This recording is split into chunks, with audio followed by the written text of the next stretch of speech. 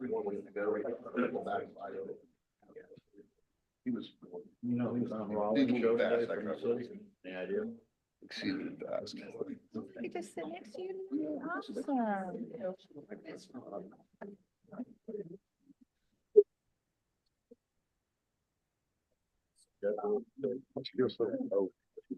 Yeah. They're just regular chairs. I think I'm on.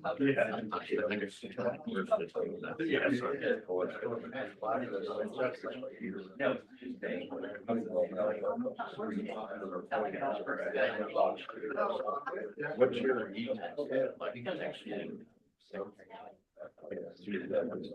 I don't need you all three.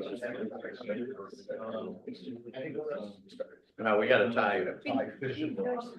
Well, we gotta get together and tie hooks on fishing poles at the Kiwanis fishing tournament for kids right before Father's Day, and I got to. Well, You want to test them out before we get going, before the meeting starts? It's gonna be a nice social hour. Okay, I just wanted to get your input. Is it working? Yeah. I just looked at the stop sign.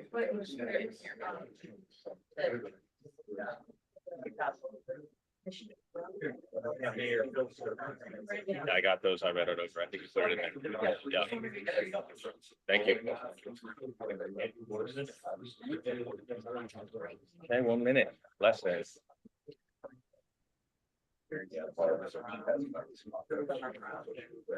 That's par for the course, brother. Story of my life. Talk to my wife.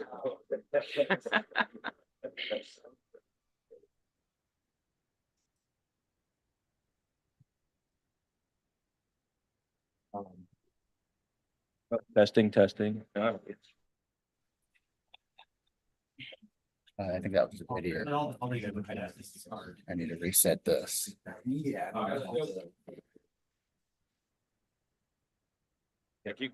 called. Okay, good morning, ladies and gentlemen. Let's call this meeting to order.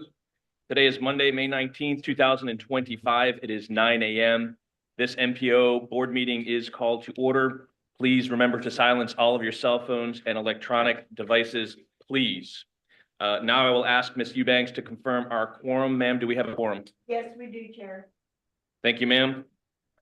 Next, we're going to go to Mayor Jean Brown from the city of Bradenton, who will provide us with the invocation and then lead us in the pledge. If you could stand, please do so. Good morning, everyone, and welcome today. Dear Heavenly Father, as we look to progress our Sarasota Manatee MPO in our two areas that we go through and we think about all of the positive that we can make for our future while taking care of our citizens and making sure that our roads are as safe as possible as we continue to dialogue up here and make things better for all of us. We know that there's a lot of different avenues to go and there's ways that we can make it better. But again, listening to the citizens, working through, and safety is number one. But we hope that everyone will have a great summer going through it as safe as school gets out, because that's one of the most important things as our children, as we progress with our safety of our roads. In your name we pray. Amen. Amen. Amen. I pledge allegiance to the flag of the United States of America and to the republic for which it stands, one nation, under God, indivisible, with liberty and justice for all. Thank you, Mayor.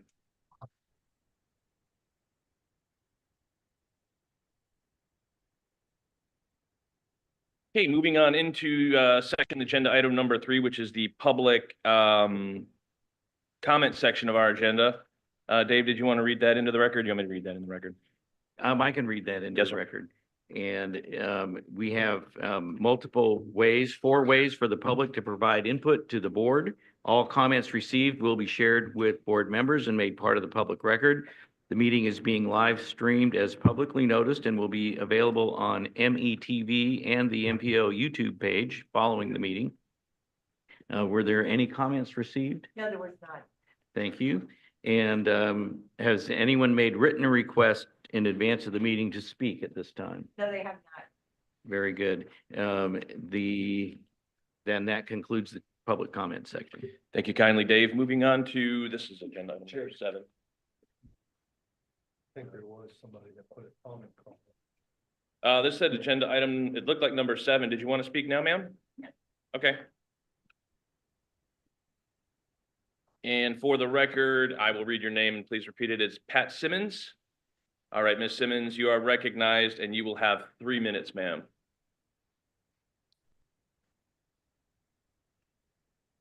Good morning, Pat Simmons, Manatee County.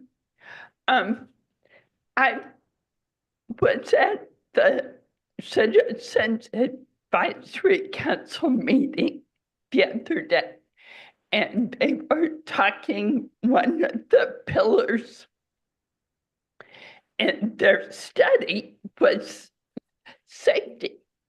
And I was driving home afterwards on 41. I don't know the name of the street, but where that gas station is, 41. This truck, if I hadn't been watching, would have T-boned me. He had no intentions of stopping. I had the green light, and he pulled out on a red light, didn't stop to turn. In fact, he went faster and just pulled right out onto 41. And I thought, where's the cop when they need him, right? Sometimes it's a bad decision, but sometimes decisions need to be punitive. And then I'm driving further down up the road, and this car pulls up next to me in what we call on the other coast a suicide lane. And I'm 35, 40 miles an hour. This car pulls up past me in the suicide lane. And he pulls up, passes me, jets by me, and pulls over 3 lanes to the far right lane. Again, it's a cop in need.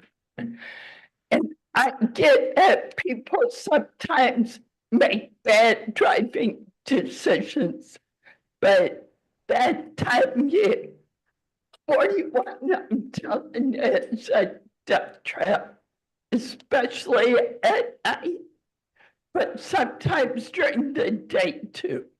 And something's got to be done about it. I don't know what. If roundabouts, I hate them, but something's got to be done to slow the traffic down, because people aren't making good choices. Thanks. Thank you, ma'am. Next, we will be moving on into agenda item number 4A, the Public Transportation Task Force. First is going to be Manatee County Area Transit, their quarterly report. And this morning, Mr. Kevin Hoyt from MCAT will present. Good morning, Kevin, and you are recognized, sir. Good morning, board. Name is Kevin Hoyt. I'm the division manager over at MCAT. I'm going to go over the quarterly report for MCAT. Kevin, could you raise your microphone a little bit, please? Sure. Thank you. This better? Yes. Okay, this slide shows the monthly ridership from 2003 to 2005 for Parrot Transit. What I don't have is the fixed route here. But as you can see, we've been paying very close attention to the Parrot Transit ridership that is starting to grow. Last month was a little bit higher. Go with 6,000 trips.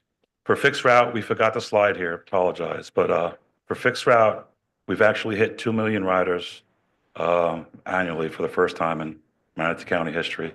That is due to some of the free fare that we're having right now. And the ridership is booming. So we're proud of that. Also, this is a typo on here, thanks to Mr. Christie and Otis over here. But January 2025 is when we launched the Veterans On Demand service. Started out very slow, picking up very quickly right now. So it is a success right now. Some days we're seeing double-digit ridership. We're very proud of this service to honor our veterans for Manatee County. That's Monday through Saturday, the service. It's two one-way trips, or two-legged trips is what it is. So you can go take a trip to the pharmacy, and then you could take a trip to the doctor's office. So this is some of the stuff this is a pilot program, by the way.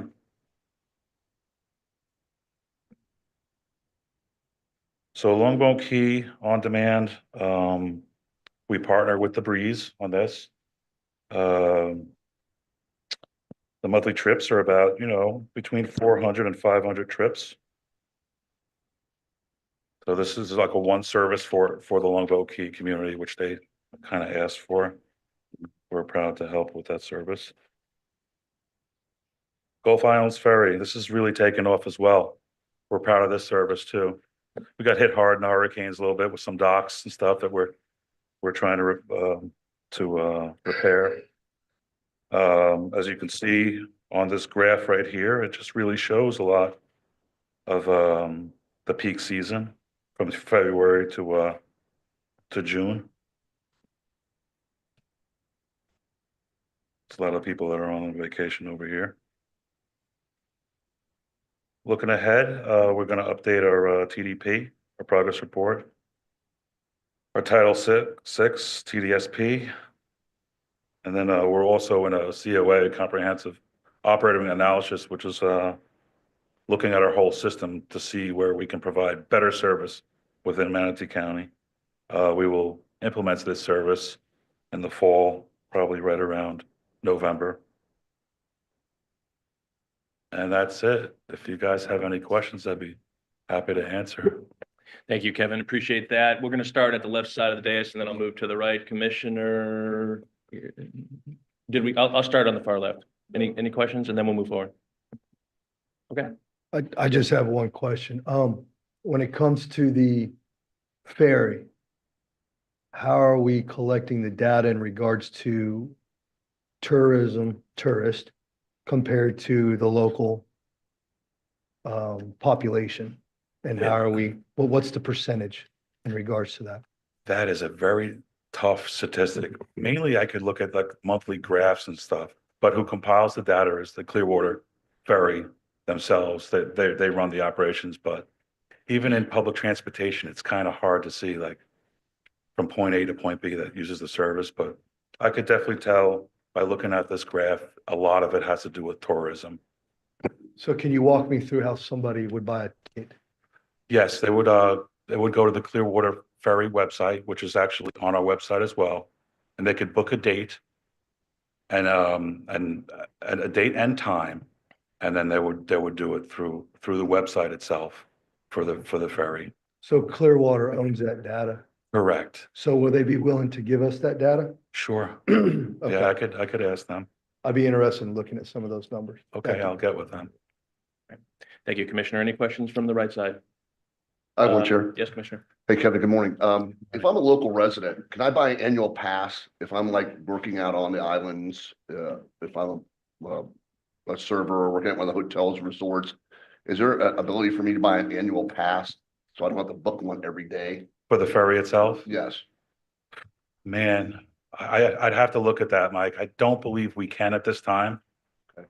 But let me look into that. Yeah, because we know with the traffic going back and forth now that I think we're going to start seeing more people that are working on the islands using the ferry.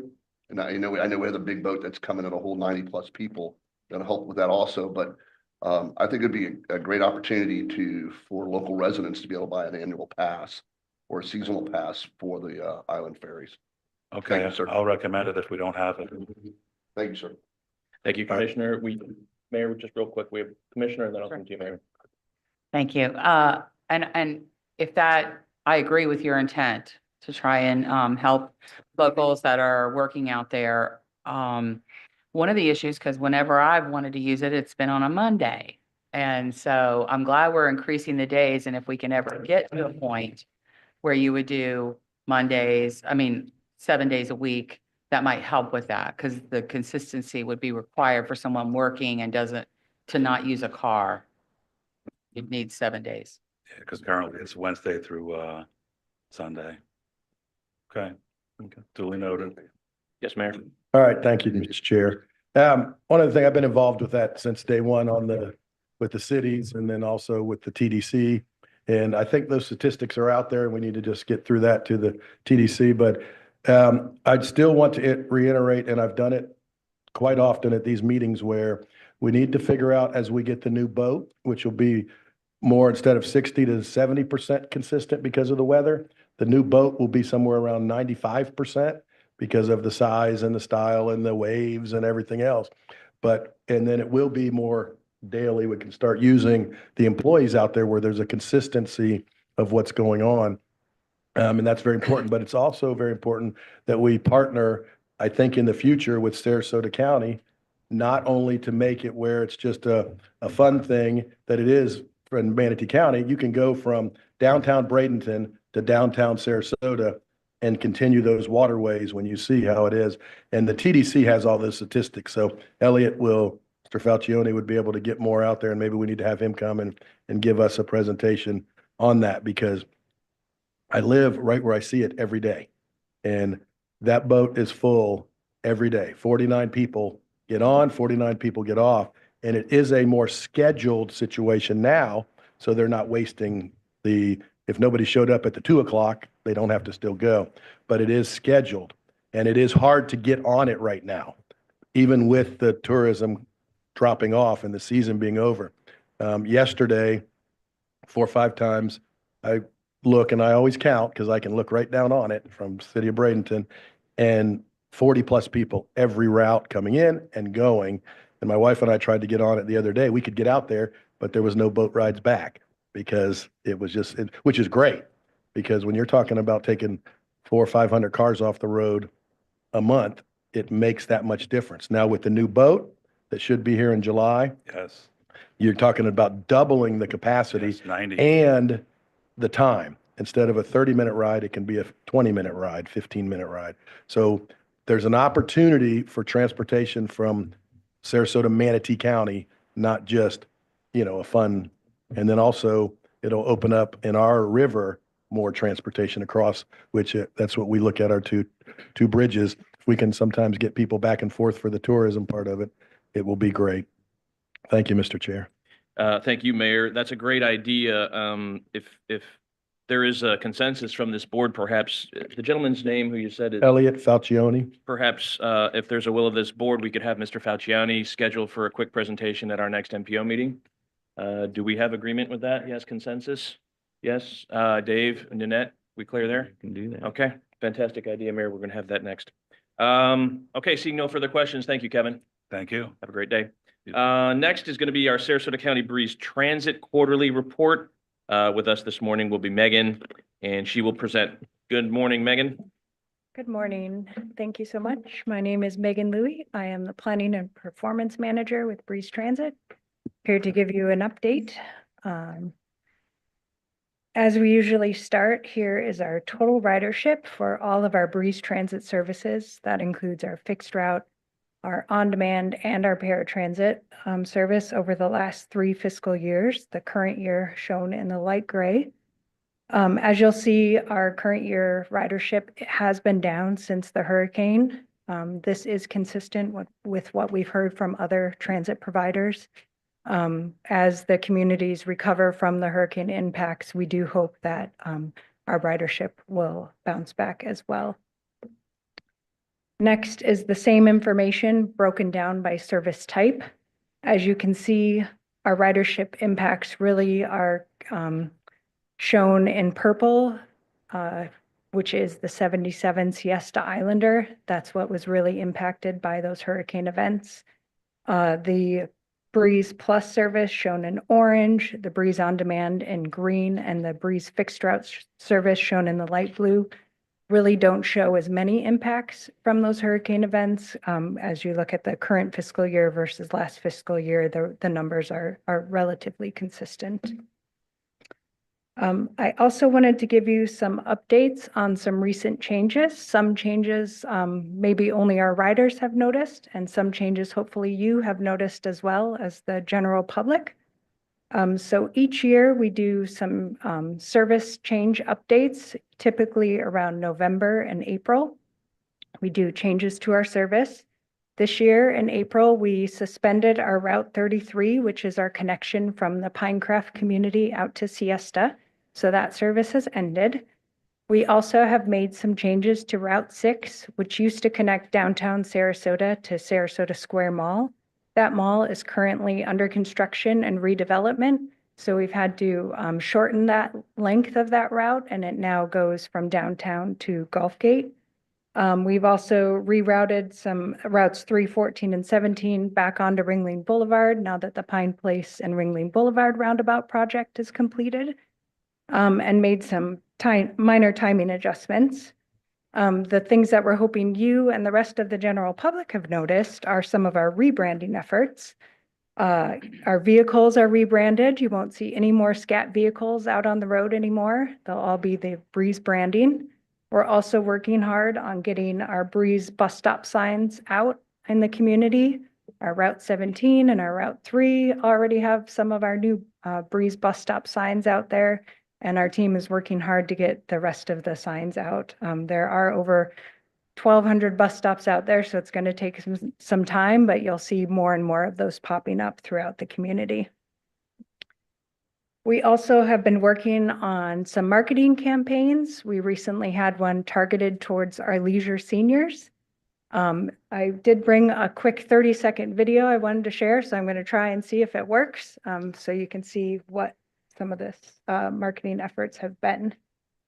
You've spent your life mastering the art of doing things the smart way. So why fight traffic and circle for parking? Seniors in the know, take Breeze. Route 99 runs to Sarasota's best spots, like the Ringling Museum and Farmers Market. Or hop on Route 17 for a stress-free ride to Gulfgate Village or Venice. Fares are just 75 cents for ages 65 through 79 and free for 80 plus. Clean buses, friendly drivers, and no parking hassle. Now that you're in the know, it's time to go with Breeze. So just a nice quick little spot to kind of feature some of the services that we offer and how easy it is to use our system, the fares, and where the various places that people can go and get to using our service. And lastly, I just wanted to talk about some of the things that we have coming up that will be taking place while you guys are on a recess for this committee. You may recall that back in 2023, when we came to the Public Transportation Task Force, we talked about a partnership campaign that Breeze was embarking upon. It was a campaign with some of our community partners trying to better understand the transportation realities of the community. And one of the outcomes of that campaign effort was a Transit Ambassador Program. And what they were looking for was to try and have transit ambassadors on our buses to help greet passengers and be a resource for passengers so they could feel more comfortable, choosing to use our services. So we do have a volunteer program that's now available. Just this past week, we had our first volunteer out on a route fulfilling that role. So we're excited to see that a result of that campaign has actually been implemented, and excited to see that program grow. This June, we'll also be attending the FPTA FDOT Cutter Professional Development Workshop up in Tampa. And we also have some members of our staff, including our director and our operations manager, participating in a panel on hurricane evacuation transportation. I think it's something our community is very knowledgeable in, that we can share our experiences as well as learn from others in the state on how best to handle that situation, and share some best practices. And then lastly, this summer, actually starting today, we have 2 new interns coming to Breeze Transit. It's always a great opportunity for them and for us to to learn. So we have 2 students that are both working on their masters in urban planning that will be helping us out this summer on some transit research projects. So we're excited to welcome them aboard. So that is my update. If you have any questions, I'm happy to take them, but thank you for taking some time with me this morning. Great. Thank you, Megan. We're going to start left side of the dais. Commissioner Master, you're recognized. Thank you, Chair. Just 2 quick questions. I would like to at least have, and I wanted to wait till you were done, both Manatee and Sarasota County at our next opportunity to have an update regarding individual bus stops. I have gotten several requests from individuals that say either there are benches that are in disrepair and or sunshades that are needed and or a red ant issue. And so when it comes to, I know that it can be challenging where their locations are sometimes, but I think it's very important for our ridership to not only feel secure and out of the weather, but to also have a bit of a comfort level when they are waiting for those. So if we could have an update on those, that would be very beneficial. Okay. Thank you, ma'am. Any further questions on this side of the dais? Okay, moving over here to the right. Any questions? Okay, great. Thank you, Megan, very much. Thank you very much. Appreciate it. Next on our agenda would be 5A, and this would be our District 1 Secretary, LK. However, my understanding he's in traffic a little bit. Do we want to continue with the presentation, circle back around and wait for LK? Great. Let's go ahead and wait for LK. Okay, very good. Moving on to agenda item number 5B, which will be our very own Mayor Gene Brown, Bradenton, to give the MPOAC report. Thank you, Mr. Chair. And finally, I got to get to a meeting. Snow caused an issue on one in Florida, and that was interesting. But it was in Tallahassee, which was a great time to be in Tallahassee and talking about legislative stuff. But when we looked at it, and we had a full board that was there, it was very interesting to hear. And I think that, you know, with some of the issues that have gone over the last couple of years, where I think that might have gone away, that people realize it's staying and that the people were engaged a little bit more. We were fortunate. We were able to hire an executive director that is on board now, and she's really I met with her a little bit afterwards, and really excited about seeing where we can go from here and keep that transportation top of mind. And Secretary Pruitt came and talked with us, really gave a great update. But they are going to try to, I think, with the MPOAC college or whatever we call it for that institute, but you know, really try to work. If you haven't been to one of those, get to one. We had a couple of members. I don't know if anybody's in the room that went to it in the past, but that was something that will go. And if you're able to go to that, and look forward to doing more, because I did get elected as a board member on the executive board. So that would kind of elected, volunteered, because really seeing how we can do more for our community, and we'll go through, you know, on those. But really, it was just the first time that I got to meet people and get engaged. So I don't know, Dave, if you want to add anything to that. I was going to report that he was elected as the vice chair, and or no, the new at-large member. At-large member, right. And our MPO has a good track record of having board members willing to serve on that statewide organization and contribute. So that's appreciated, I'm sure, by MPOs from throughout the state. One of our new members, and we have the introductions coming during the chair's report, but Commissioner Branham did attend. I don't know if he's able to talk. He's listening remotely, and we tried to set this up where he could report and introduce himself. I don't know if you'd like to do that now, if it's possible. Sure. Can you hear me?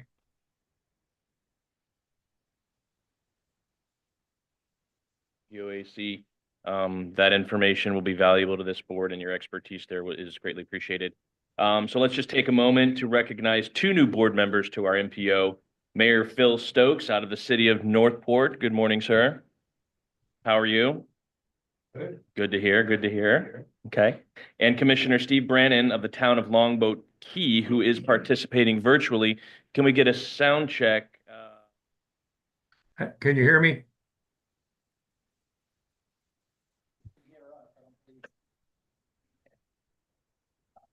Might get technical issue on our end. Okay. Okay. Can you hear me? That's all right. Well, Dave, for the record, he's online. Perhaps if there are any questions, would the commissioner be able to type those in on your end so that we could hear those and be made aware of them? Yeah, I can try to send them a text message. Yeah. Like a chat. Sure. Okay. Very good. Introductions have been made. And Mayor, did you have anything else on the MPOAC, sir? Nope, just we look forward to the next meeting. Okay. Dave, did you have anything else Very on the MPOAC? Not on the MPOIC. Okay, well then Thank let's you. go ahead and circle back to your MPO report.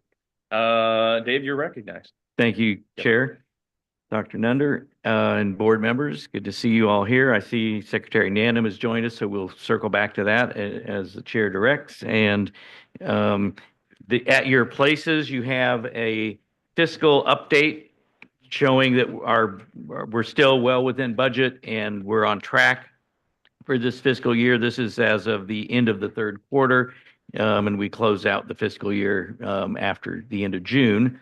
The covered, so that two other items are covered under consent agenda, but I thought I would point them out. At this time, we participated in, or we were covered by every year, Manatee County's single audit, and both the MPO and all of Manatee County there were no findings or recommendations coming out of that audit. So very clean audit, and that's been reported and uploaded to the appropriate places, and we're advising the board of that. There's a link in the consent agenda item. You don't have to do anything but accept it, basically. I wanted you to be aware of it. It's one of the checks and balances in this process. We still have our office space. We've been working with Manatee County and a commercial realtor to find a new space because, as you might recall, the hangar that we're in, the office portion of, was sold, and the new owners are intending to use it in a active commercial business to where they need the parking and they will eventually need the office space. So we found a spot. It's up on State Road 70 near Manatee Technical Institute, and we're working through the lease arrangements. They're being reviewed by Manatee County staff and the attorney. So that's on your consent agenda to approve executing the lease agreement once it's all finalized to the satisfaction of our landlord and partner, Manatee County, that pays the MPO's bills and then gets reimbursed through FDOT. And let's see, federal certification is still scheduled for July. We don't know if it'll be virtual or in person. We'll keep you posted. The Florida Division Planning Team has shrunk from what was at 1.9 people down to 3. Some of that might be temporary, but a lot of them were offered early retirement and took it. I would mention that Varshini of our staff is going to be participating in the Tampa Bay Regional Planning Council Resilience Conference, which is being held in Palmetto.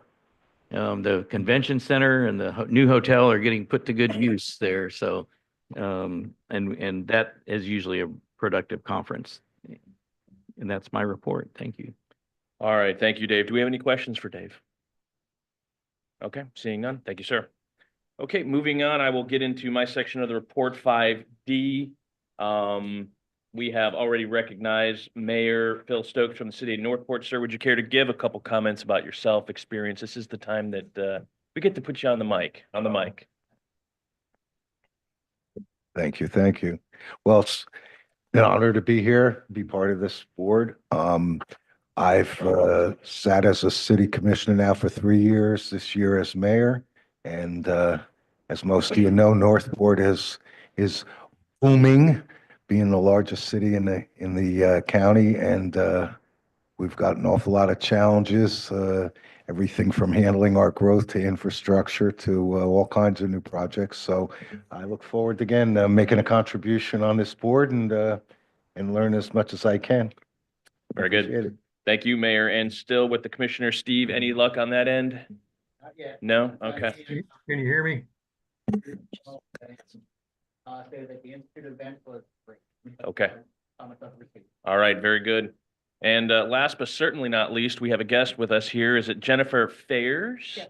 Good morning, Jennifer. Would you just kindly say a few words, please? Hi, I'm Jen Fairs. I'm the town engineer for the town of Longboat Key, and I've been with the town for about 6 months now. And I'm sitting in today for Mr. Branham.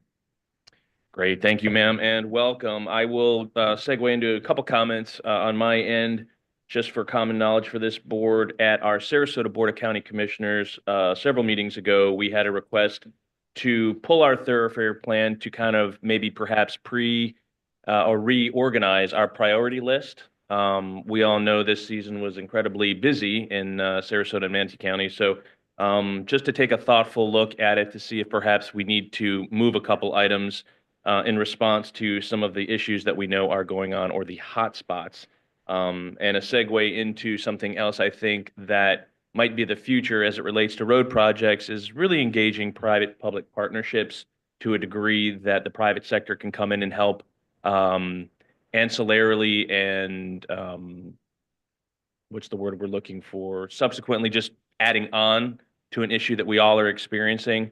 So we have made an ask into the private sector for those road builders out there that are willing to participate. At least Sarasota County is welcoming.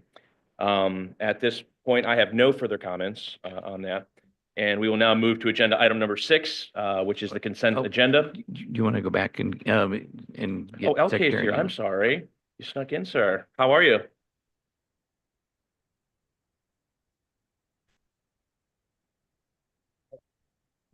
It's on now. It's on. It's on. Okay. All right, very good. Mr. Secretary. Yeah, thank you, Chair. Sorry for being late. Potentially, this is my last MPO meeting. So first an update on the legislative process, right? So the legislative session has concluded. They took up all the policy bills, and but they did pass a resolution to extend the legislative session to June 6th. The House reconvened last week, and they moved the legislative session to June 30th. At least that's their request, to move it to June 30th. The Senate hasn't taken up that particular ask yet. The reason they moved it to June 6th is they have not come to an agreement on the budget. So we're still waiting on the budget negotiations to happen between the House and the Senate. They're a little far apart, about $4 billion far apart as it relates to the state budget. So hopefully they'll come to a conclusion pretty soon so that we know what the budget is going to be for the state, at least for the Department of Transportation. So the second thing is, I do want to make an announcement that, I've decided to leave the department. I've called you, Chair and Vice Chair, and I let Dave know about my decision to leave the department. So I've been in this position almost 9 years, and with the department 20 and a half years. And it's been a great ride. It's been an honor to serve in this role and to be part of this board and be an advisor, for all the decisions that you guys make. And really appreciate the partnerships from our local communities. I think we've done great things together. And to say that my journey with the department is going to come to a conclusion, it's kind of mixed emotions, but I'm going into the private sector. Excited about the opportunity, but really appreciate all the partnership. Okay, thank you, Mr. Secretary, and we may have a couple questions for you or perhaps some comments, and I'll start on your end of the dais. Do we have any questions or comments for our secretary? Yes, ma'am. Thank you, Mr. Chair. Obviously, the 9 years when LK started, well, I was relatively new getting involved, and I think you and I talked the first meeting about some things, and you really helped, me understand a little bit more about the process, because it is a process here, and when you go through things, you don't know it, you're new, different fields and different things. But one of the things that I really appreciate from you, LK, is from the standpoint of you were willing to engage with the local community here. And I'm sure, you do it with all of them, but really coming and being here. And everything I had heard about DOT in the past was that, basically projects just happened. The local communities didn't get much choice in that. And if it, and maybe sometimes that's good, but most times you want to have involvement. And that's one of the things that I hope that the next person that comes in here is as engaging and personable as you are, because you really took to our community and made things better for the citizens. And that's what, instead of just being, oh, it's Big Brother up in Tallahassee making decisions and we're not getting to be involved. And I think that's something that I'll take out of it. And I just appreciate, and it's bittersweet, but we're glad that you're going on, hopefully for greener pastures at times and maybe a little bit different, but really just appreciate what you've done and been here with you the whole time and gonna miss you. So thank you. Thank you, Mayor. Thank you, Mayor. Any comments or questions on this side of the dais? Oh, Councilwoman Coker, I missed you. I'm sorry. Go right ahead. Thank you. This is a little bit in furtherance. I was going to do this privately, but I had some local residents that had a concern, and I had a meeting last week with some of your people, Walter Brugman and Troy Norwood, and I can't tell you how positive. It was a great experience. I mean, obviously they can't get everything they want, but they worked with us. And I think it speaks well to your leadership that you have such great people below you that are willing to work with the citizens. And I actually had a very enjoyable meeting with DOT. Go figure. But thank you. We are really going to miss you, and I wish you all the best. Okay. All right. Yes, Dave. If I may, I have worked with LK over quite a few years and will miss him in his role as the district secretary. He's certainly been in he knows our region, and his staff has been responsive on many items from quite a few years ago. They were involved in helping promote the Laurel Road interchange as a location for bold landscaping, for example.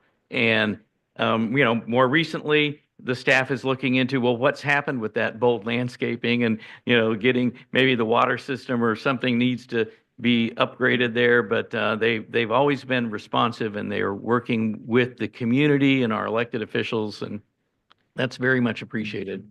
And that's just one example. I think later in the meeting, you'll hear about an initiative that he was very much involved in, the congestion management multimodal planning, which kind of piggybacked on our multimodal corridor program and our public transportation task force, where we recognize that in the future, in the long term, we're not going to be able to build enough roads to serve the population that we're projecting, and we're going to need to have options for people so that they don't always have to drive in their own car.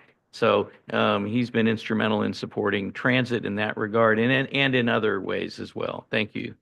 Thanks, Chair. Yes, thank you, Dave. And I don't know that, actually, I think our vice chair and our mayor here said it perfectly. Mr. Secretary, you've been an institution here for me in serving on 2 municipal boards. And anytime I've had a question or a comment, you've picked up the phone. You've certainly been very kind in your response time. You will be missed. But we do wish you all the best in the world. We know you're going to be successful. Happy trails, Godspeed, and thank you for your service. Thank you.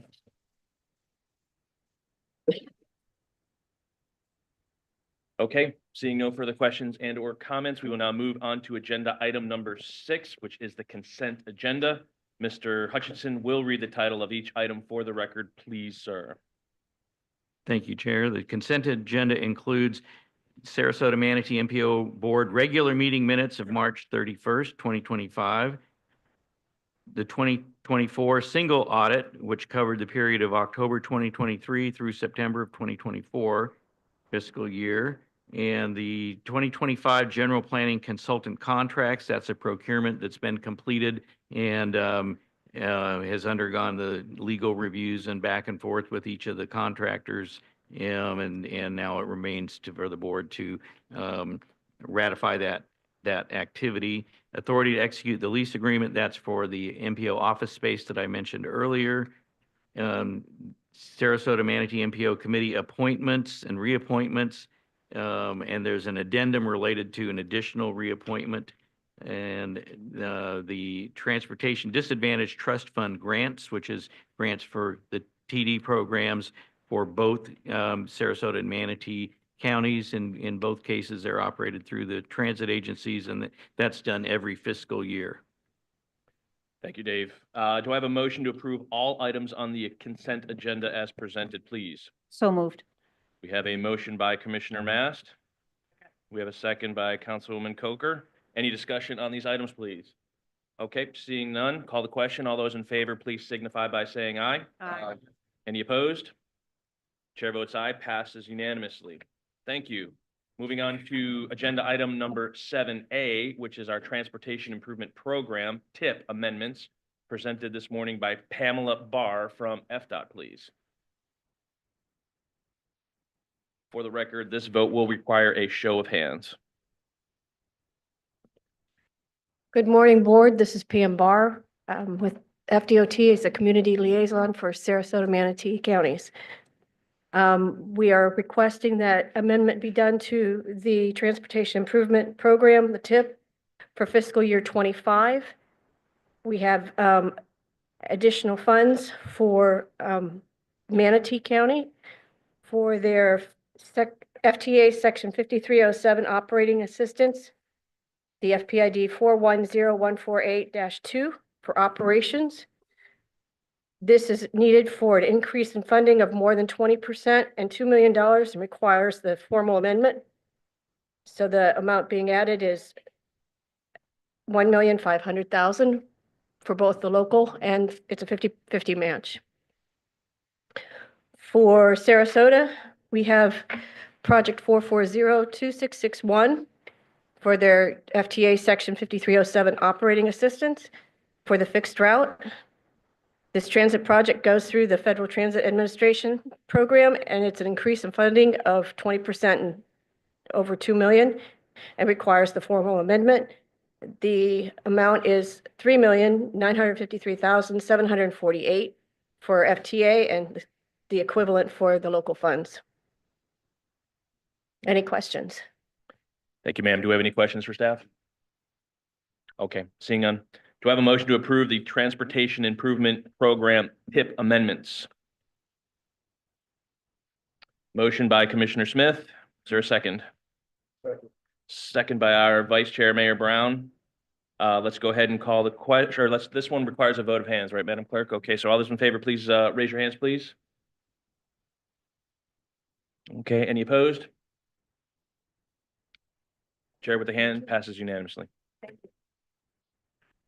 Thank you. Next, we are moving on to agenda item 7B, which is the fiscal year 2025 and 2026 through 29 and 2030 Transportation Improvement Project TIP, which Ryan Brown will run us through here. And Ryan, the floor is yours. Thank you, Chair, and good morning, all. Ryan Brown, Deputy Director for the record. This is our annual update I'm bringing before you today for our Transportation Improvement Program, as Chair mentioned. We go through on an annual process.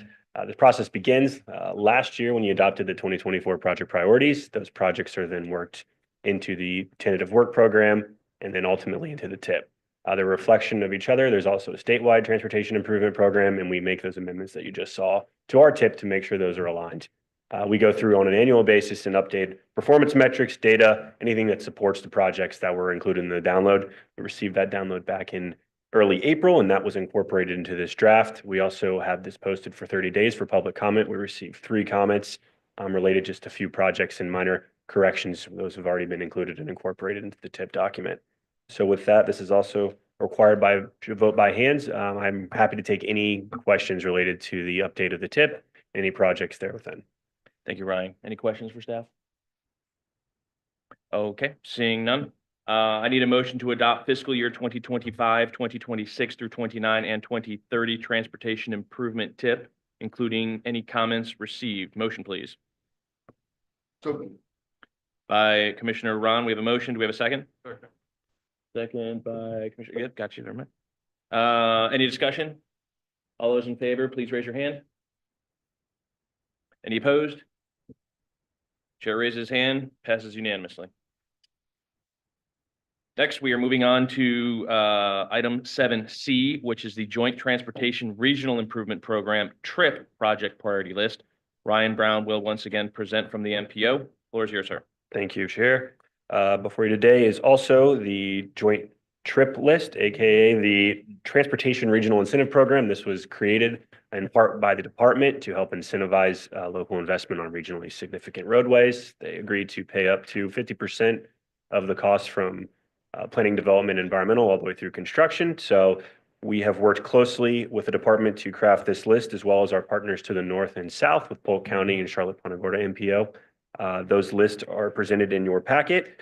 We've worked closely with your staff to make sure that this list is consistent with your priorities in the order that you'd like. We also do, I will mention, have handshake agreements with both Polk and Charlotte County to alternate projects based on funding and try to create an equitable balance.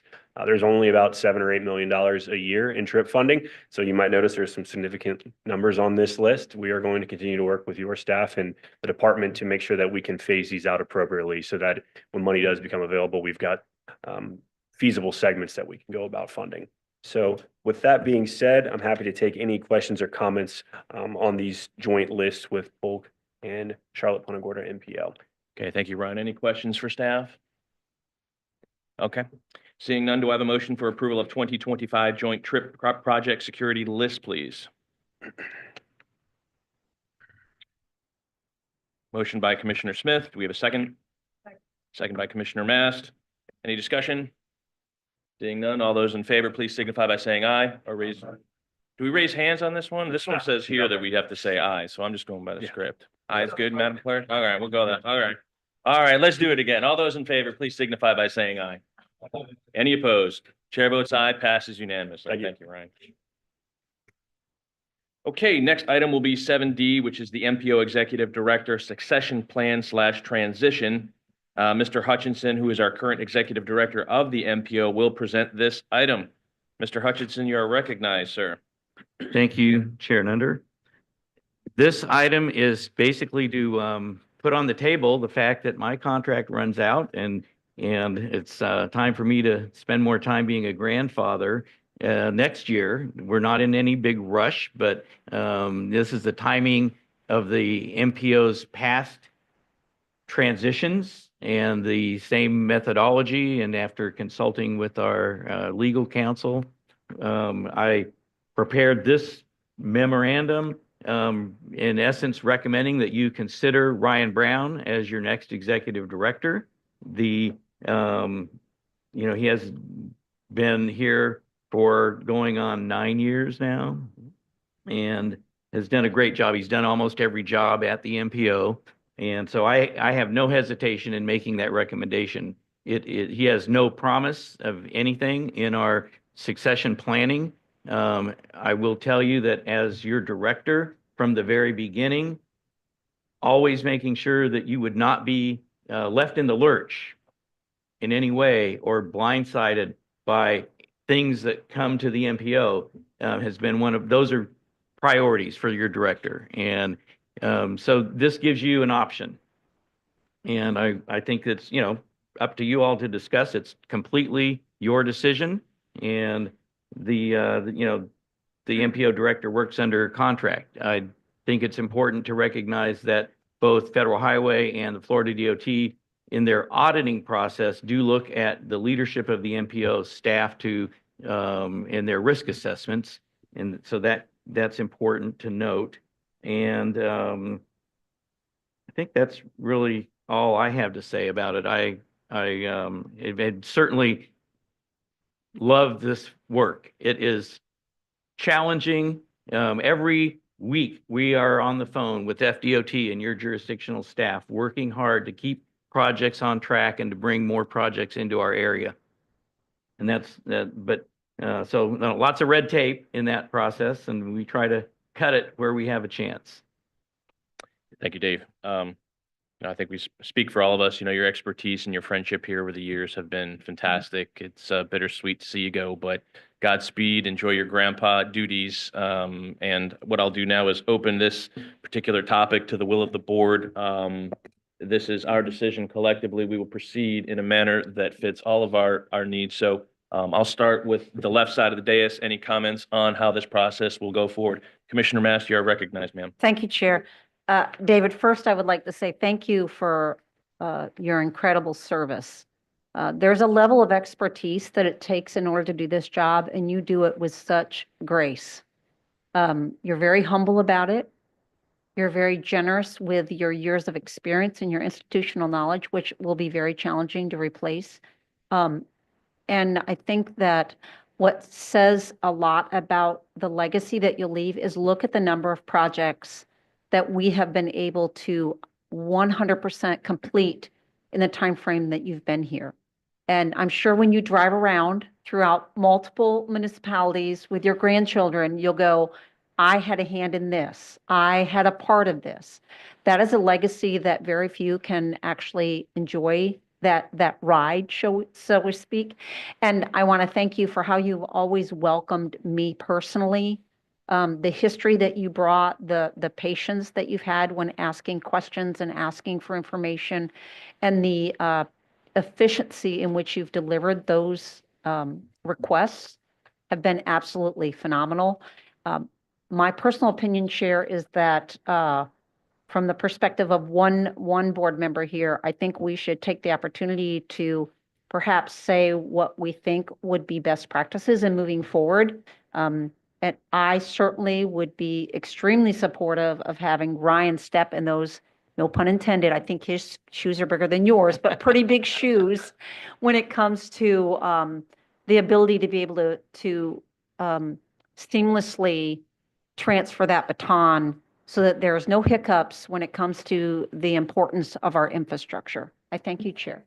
Thank you, Commissioner. Any thoughts on this side of the dais here? Okay, seeing none. Any thoughts on this side of the dais to the right? Councilwoman Coker, please. Yes, ma'am. Yes, just very quickly, I want to again thank you for stepping me through getting started, and you've been very generous with your time and always available, so thank you. And I wanted to go ahead and reiterate support. All of my interactions with Ryan Brown have been nothing but wonderful, so I would be in support of that. Okay, very good. Yes, Mayor. Thank you, Chair. I think looking up here today that's present, I'm the longest tenured board member. I think there's some others that aren't here today that may be a little bit longer than me, but Dave, first or second meeting, I think it came out that the previous executive director was retiring, and he highly recommended you, and I think they went through a process and ended up bringing you on board, and I think that was the smartest thing to do at the time, and obviously it's worked out very well.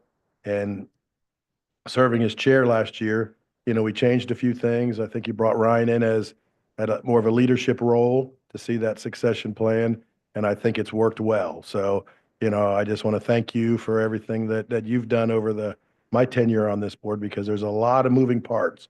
And I think with our current secretary going out, you going out soon, that Sarasota and Manatee County has to be in a good place to make sure that we have the right person in that seat.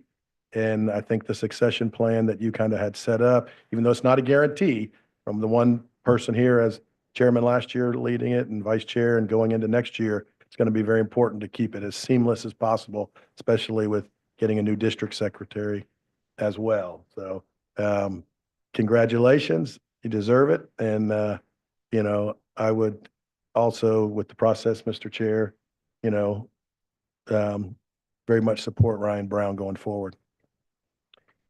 Thank you, Mayor. Thank you.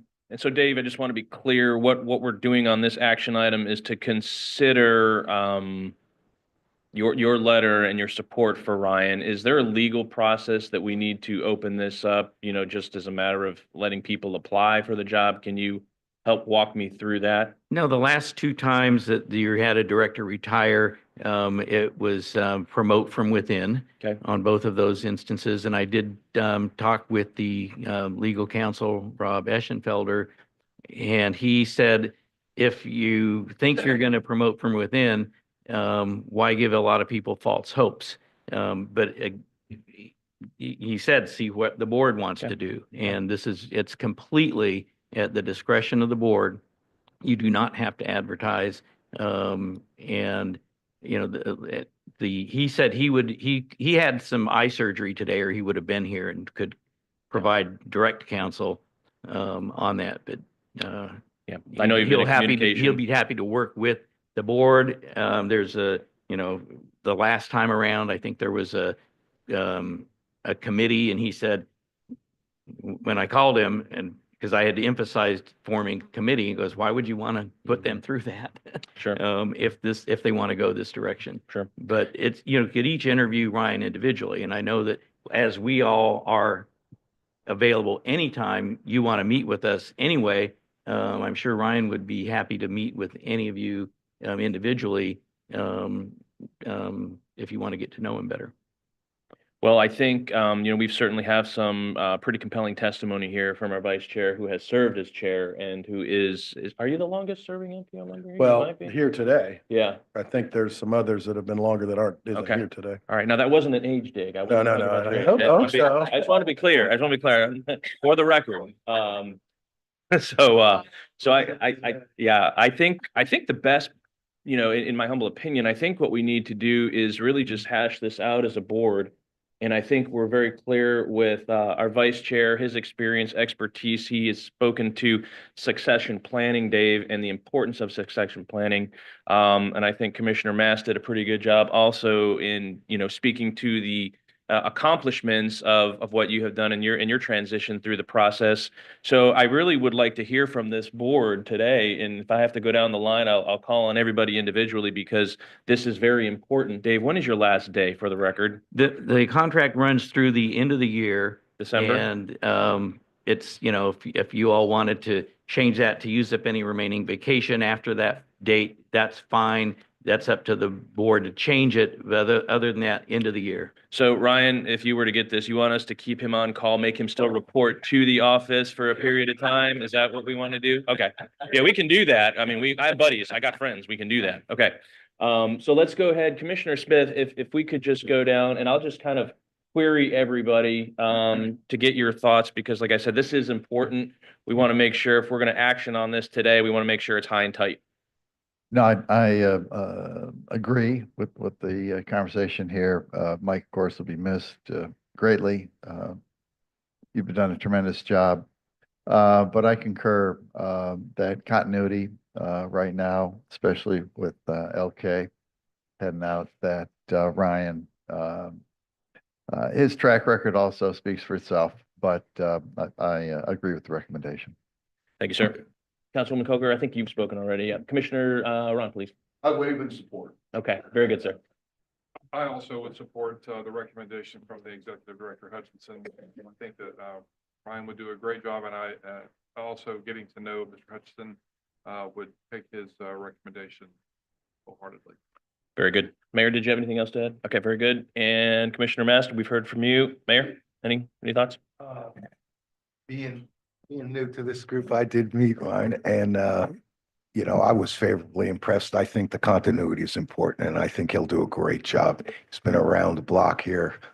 Even though he's a young fella, I think he can help steer this group in the right direction. So I'm in support. Very good, sir. Commissioner Bearden, please. Support. Very good, sir. Vice Mayor. Yeah, I've been on this board for about 6.5 years, and I've seen this young gentleman grow and thrive throughout those years, and always professional, and I'm in support. Very good, sir. Commissioner Cruz, please. Yeah, no, I support. I mean, MPO by nature, by structure, is very localized. And to try to bring someone in from the outside when you've got a secretary and executive director both leaving nobody to look at what we've done in the past, the good and the bad, and be able to focus on the future, I think would do a disservice to both counties and this MPO board as a whole. We need that institutional knowledge continuing to move us forward. I fully support Ryan. Thank you, Commissioner. I would also be in agreement with most of the comments here today, but before we get moving, Ryan, I'm going to give you 30 seconds on the podium. Well, it's going to be predicated. Oh, he's got a good shoes on today. We're good. We're good. All right. Thank you, Chair. And socks. No, and socks. Yeah. What is that? So. I know, big day. But I want to reiterate a lot of the comments from the board. I think without Dave's guidance and leadership over the last, he's been here 13 years, he's been a director, the last 11. It's been, a great growth process for the organization. Years and years ago, we were kind of just getting in our feet wet in some of these. We've grown to the 7th largest MPO in the state. We're recognized statewide as a preeminent MPO, as well in the national level, where we present at national conferences. Thanks to your leadership and directive, we've accomplished a lot of projects, to your point, and we're going to continue to deliver a lot of great projects in this region. So, I'm from here. It's my hometown. I really relish in the opportunity to make this one of the greatest places to live. Yeah, thank you, Ryan. I was going to mention that it was nice to getting to know you over the the couple of conferences and hearing that you're a local guy, went off to school, and had decided to return with your family here. It's a wonderful thing. Okay, that being said, do I have a motion to consider MPO? Mr. Chair? Yes, sir. I'd like to make a motion Yes. for our succession plan of Ryan Brown following in Dave's footsteps in let's do the motion and then I'll do some discussion after. Okay, very good. We have a motion by Mayor Brown. Madam Clerk, did you get that in the record? Okay, very good. Second, please. Oh, we have a couple here. I think I heard was it Commissioner Ron? No, it's Mayor West. Mayor West. Mayor, thank you. Two mayors on there, Ryan. You got two mayors, a first and a second. All right, very good. Mayor Brown, to your motion, please. Yeah, I just wanted to reiterate that I think it's the right thing to do, and I think it was kind of set up where with Ryan coming in. But one of the things that I want to reiterate for the next 6 months to 9 months, depending on how long it is make sure that he gets involved as much as possible, because you've really taken a great venture in the MPOAC and the state organizations and taking it. And that's not an easy thing to do all the time, but you've been able to balance both. So I would hope your mentorship, if this passes or when this passes, that you'd make sure that he's still involved, because we don't want to lose that portion of it. Thank you, Mayor. And Mayor West, please. No comments? All right, no further comments from this board. Let's go ahead and call the question. All those in favor, please signify by saying aye. Aye. Any opposed? Chair votes aye. Passes unanimously. Very good, sir. Okay, moving on to agenda item number 8. We'll start our presentation section. We'll start with the MPO presentation 8A1. Ed Smith Planning Study. Ryan Suarez from Kimley Horn is here, and he will present.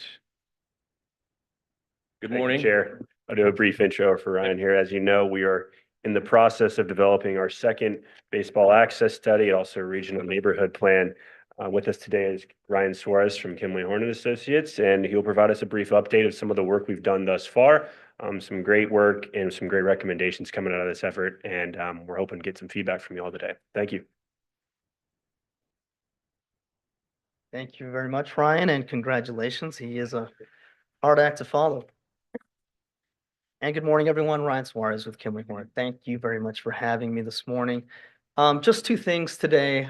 As Ryan mentioned, a status report on what we've done since I was last here back in March, and to talk about some of the preliminary projects. And that's important because we are working to stay consistent with the long-range transportation plan development process.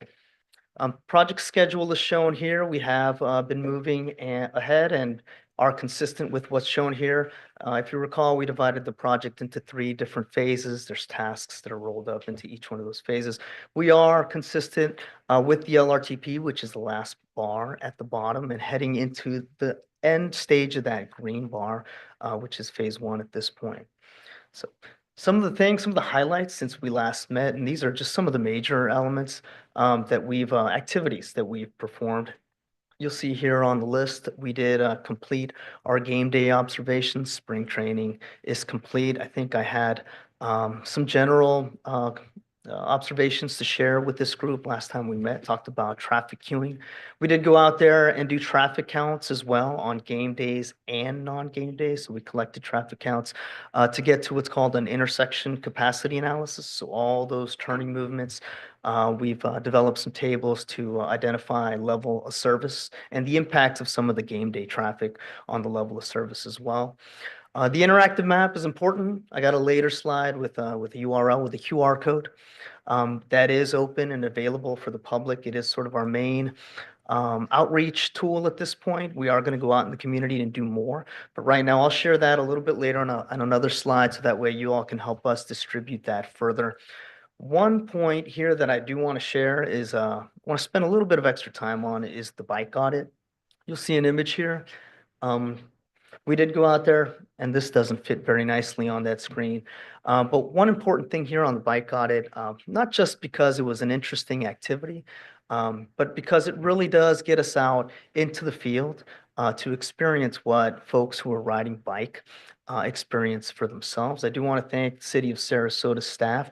They did participate and also facilitated the equipment rentals that we use to conduct the bike audit itself. So think about this like a walk audit. You go out on the street and you actually view some of the obstacles, some of the hardships.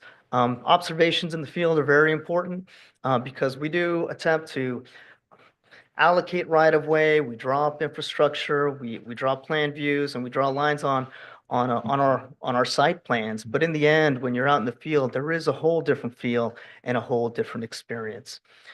The course was about 9 miles.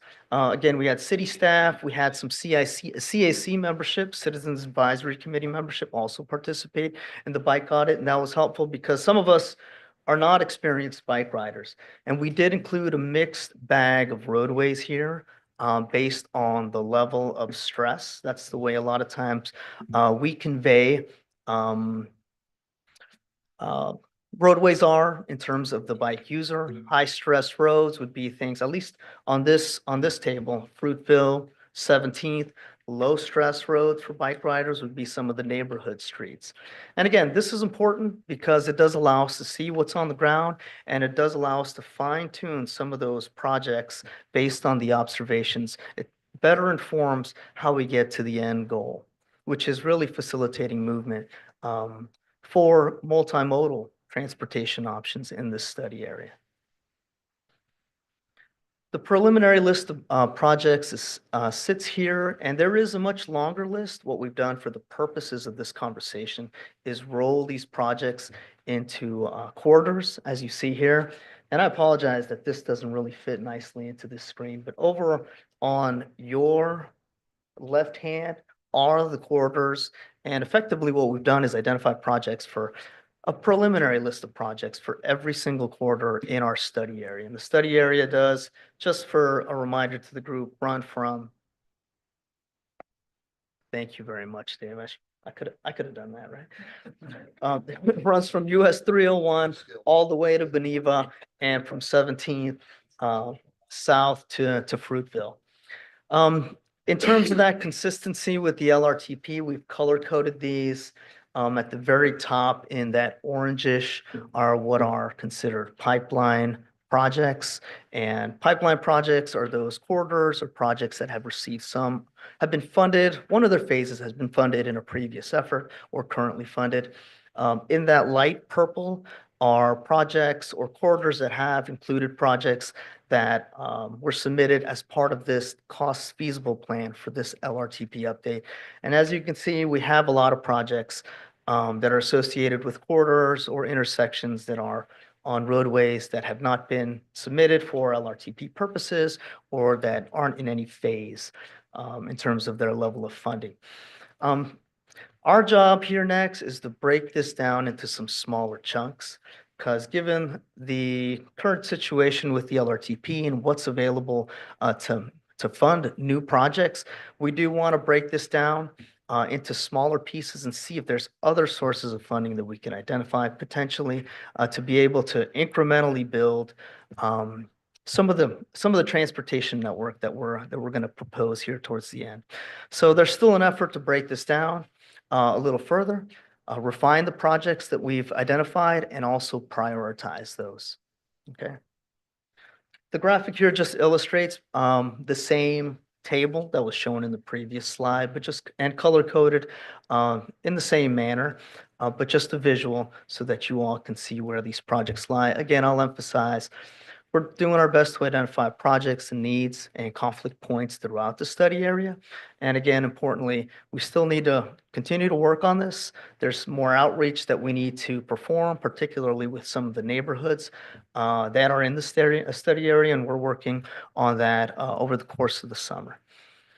Last thing I'll note, again, back to outreach, which is important here. We do have an interactive map. So this is one of those online website-based tools. You can go in there, pick a nice icon, whether it be an intersection, a signal, a bike rider, or a pedestrian person, and drag it onto a location. on a graphic and then type in notes as to what the fix, what the problem is, what a potential solution might be. So that's why we call it an interactive map. Please share this URL and or this QR code with your constituents. We've received some comment, but we definitely want to bump those numbers up. We're going to keep this open for an extended period of time. With that, thank you for having me. That's the status, and I'll entertain any questions whatsoever you might have. Thank you, Ryan. Any questions for Ryan? Commissioner Smith, please. Yeah, I was wondering how long do you think this process is going to take to get through the study and then the recommendations? Well, we're trying to be as consistent as we can with the LRTP process. That's going to be due at the end of this year. I think draft LRTP, what is October? September, October. So we're working to stay in line with that process. Yes, Dave. I just wanted to provide a little context in the 2045 long-range transportation plan.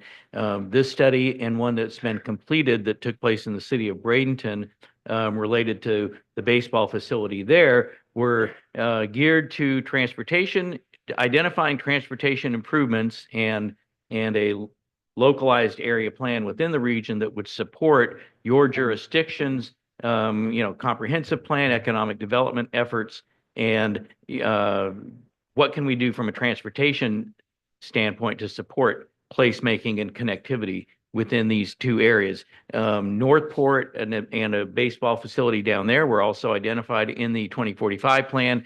Following recent discussions, we're looking at some other options for focusing on supporting the jurisdiction and the perhaps related to evacuation and rainfall flooding analysis type information that would benefit the whole region and Northport.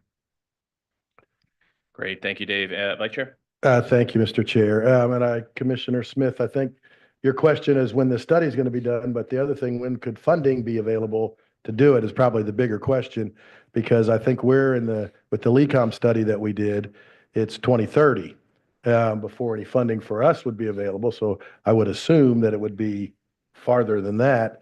But one of the questions I had, Dave, maybe we can answer, maybe we can just get it out publicly here. If there's a way for some of these projects to be fronted by the city with cost, can they then be reimbursed when it gets to the time period in the public-private partnership type situation? Well, it used to be when Congress would adopt a 6-year funding authorization that FDOT had a basis for doing these advance agreements with the local jurisdictions. The last, I'm going to say 6 or 7 years, the authorizations have been a little shorter term and a little less certain about what exact federal programs were going to be available. So I think it depends on what comes out of Congress during the next year for the reauthorization of the transportation infrastructure funding. When the current what is called the bipartisan infrastructure bill was passed, they added a lot of money for infrastructure. Half of that new money was in transportation, but most of that new money was in discretionary grants versus formula grants. So we could not count on getting those funds for these types of projects. Most recently, and I think that's one of the fixes that Congress is looking at, is maybe going back to let's support the formula program so that everybody gets a fair share based on population. That's developing over the next 7 or 8 months probably. We have heard some comments come out of Washington D.C. about, well, bicycle trails, that's just recreational. We shouldn't be putting federal money onto those things. And I think that what we've seen in our area and what has been recognized at the federal level for many years is that safety projects, bicycle and pedestrian projects do specifically and directly address the national interest. And I think that's the argument we have to continue to make to identify, that we know that it supports the economic development of our region and safety. So we're not I don't see our state wanting to slow down on the investments that have been made in both Sun Trail and safe routes to school and related projects to improve safety within our area and throughout the state. Thank you. Any further questions? Seeing none? Thank you, Ryan. Okay. All right, moving on to agenda item 8A2. It's the Barrier Island Implementation Plan. Nathan Couts from Kittleton and Associates will be presenting this morning. Thank you, Nathan, and good morning, sir. Thank you, Chair. With us today is Nathan Couts, Kittleton Associates. He's going to provide us a quick update on the Barrier Island Implementation Plan. We've been working diligently to create some effective toolkits and evaluating potential operational improvements out on the island.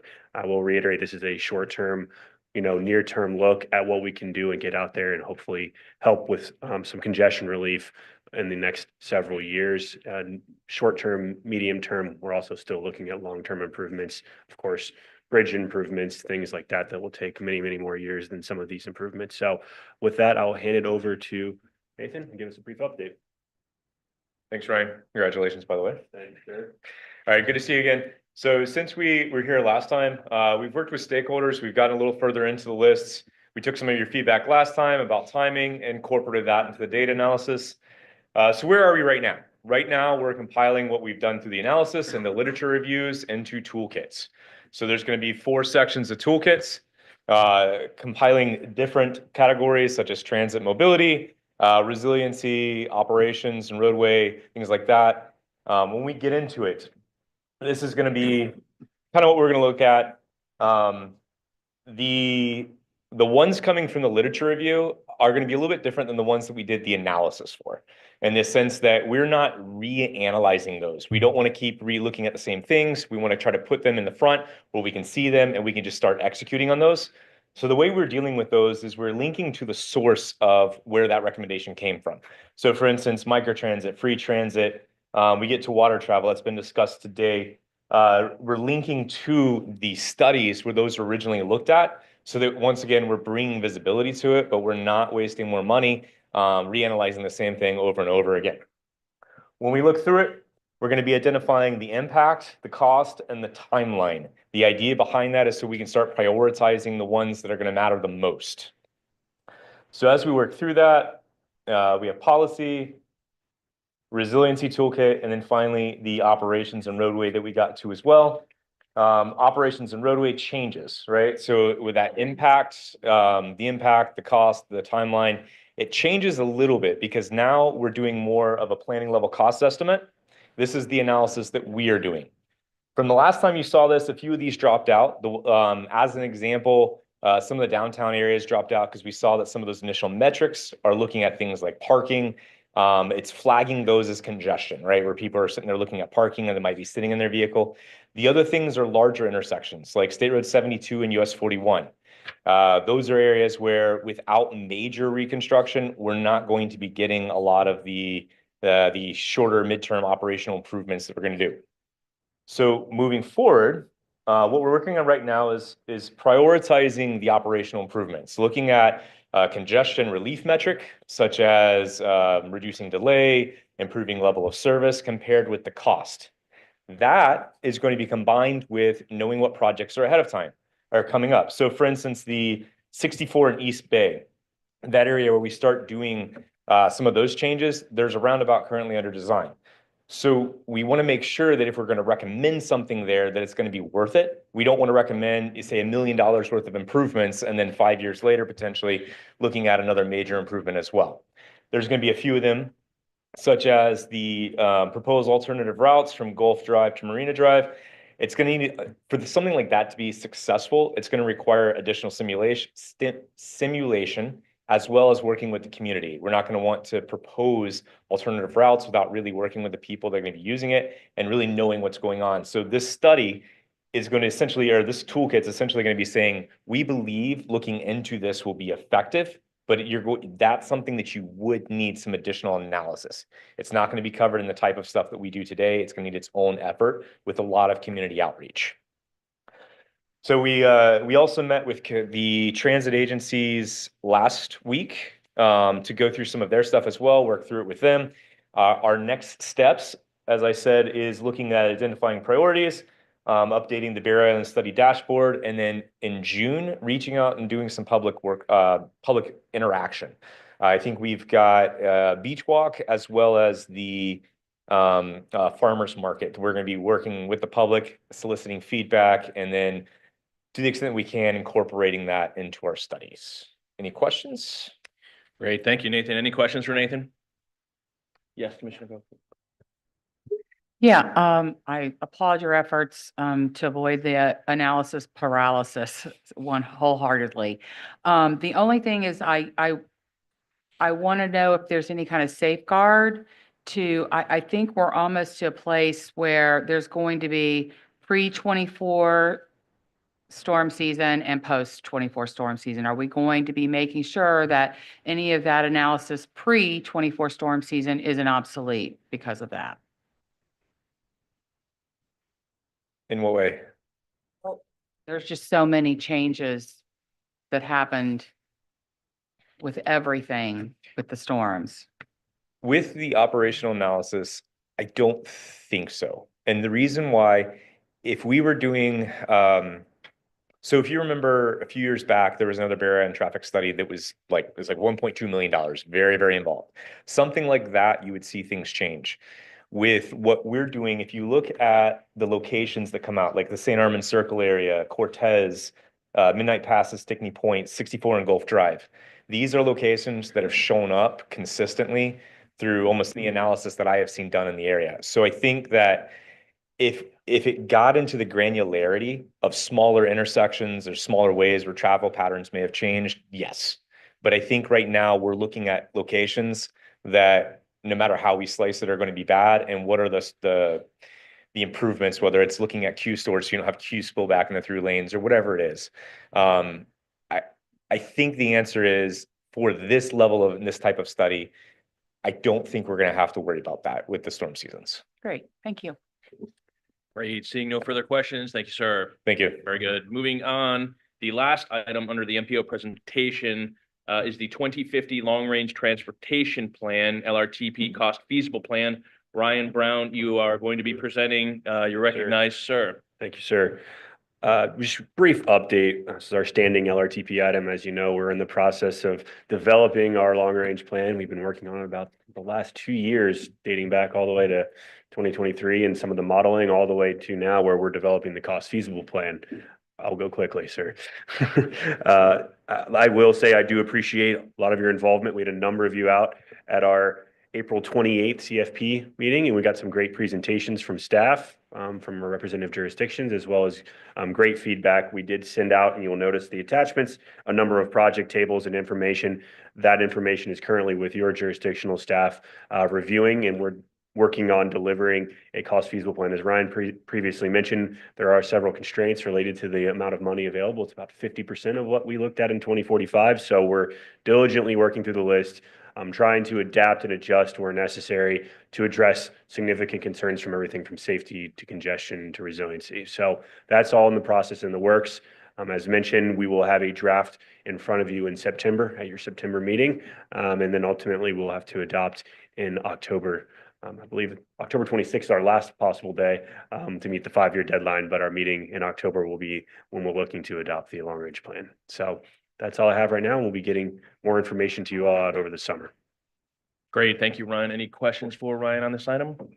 Okay, seeing none, moving on to agenda item number 8B, which would be the FDOT presentation, starting with congestion management, multimodal planning.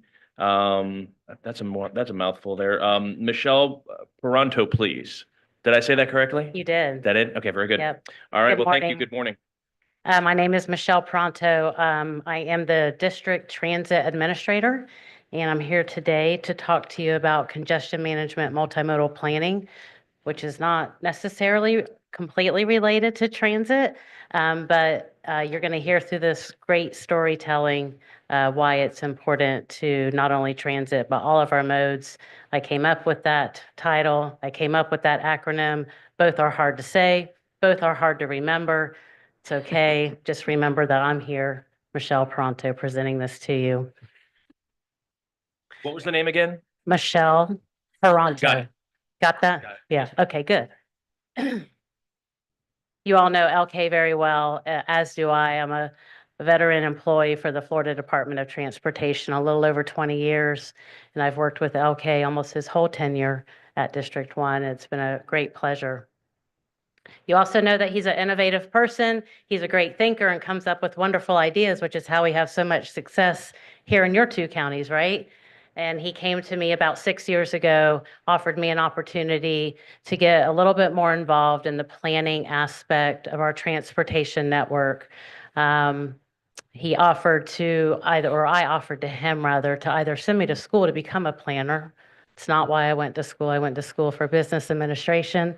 And so I didn't know a lot about planning, or we could hire a consultant. That's what we did. Today I have here one of my team members, Peyton McLeod with PGA, and another team member, Rohan Sadhai with Asha Engineering. The three of us make up the C3MP team led by LK.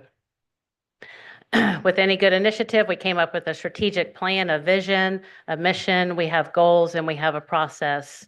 And this is our today's mission. It started out, you'll see in bold, where I highlight that it's various modes of transportation. When we use that word mode, we mean transit, aviation, rail, freight, and seaport. All of those are imperative to our district. All of those are imperative to our planning. When we started 6 years ago, we started only looking at public transportation or transit and what difference could we make there first. Now we're getting into all the other modes, and that's what we do today. Again, from a planning perspective. So a lot less about operations and a lot more about what do we do today to make that difference in the next 20 years, 40 years, 50 years. So right alongside the LRTP concept where we're looking long term, what do we do today to make those differences? I know that this is a lot on a graph. I want you to pay attention to your far right-hand side, that triangle. That triangle is your modal plan. So we have a freight plan, we have a seaport plan, we have a transit plan. You sometimes hear about these things. We have an airport master plan. How do those plans integrate into the MPO's long-range transportation plan? This board staff at your MPO has done a fine job making sure that those elements are integrated, but what more can we do? And that's what this group has been set out to do. Ultimately, you want to be in that blue oval that says adopted work program. And how do you get there? You can't get there without first going through all the blue ovals, all the green circles, and making sure that you're paying particular attention to that triangle. That's going to be your key when we talk about transforming your roadway network and how best to do that from a planning perspective. So again, the only way to get to that blue oval is through all these elements. I feel like you all know that well, but does your entire community know that well? Do all of your engineers know that well? Do all of your planners know that well? Again, you know LK. He is a thinker. So he came to me and we had lots of meetings over the last 6 years. And he said, Michelle, I want you and your team to continue to do this fine work, but always be thinking outside the box without financial limitations. And the only thing I could think of was, but I'm a state employee with a budget and I stay within my budget. But now you want me to come outside of my budget and think of what will work best as a solution. It has been one of the most helpful things that this team has been able to do because we do think big and we don't let the money stop us. I'm not suggesting that we've been able to do things with zero money.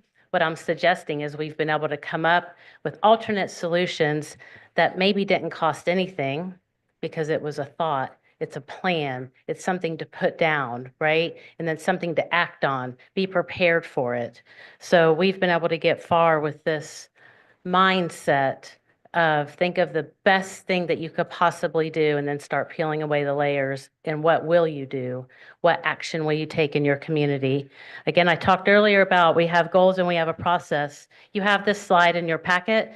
Please feel free to read through it. But really what I want to point out to you are a couple things here. On the far right, the incorporate technology piece.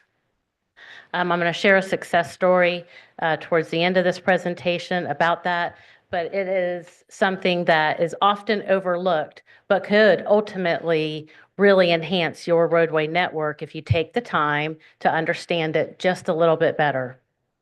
The other thing and most important thing, it's here as number one. It's always been, these have never changed. Our goals have never changed in 6 years. We look at them every single year and we decide, nope, these are still the goals that we want. And we want this for all of our communities. That first goal says develop relationships. Again, as a tenured employee of the Department of Transportation, that's been what I do. It's who I am, is I build these relationships either with my own colleagues at the department or my external partners. I didn't really understand how much deeper and how much more passionate a relationship could be in transportation, but it has. And I am now working even closer with all of our MPOs, so close that your own director has agreed to, if we get selected, go to a national conference with me to present this idea in Rhode Island. We're hoping. We're going to hear soon on that. Our processes. So this was so important to our district secretary. He said, Michelle, let's set up some meetings. Let me go in person to all of the transit directors and all of the aviation directors. I want to see them. I want them to hear from me about what we could possibly do to enhance that roadway network, change it for the future, make it better for everybody. So he committed to that. He's done that.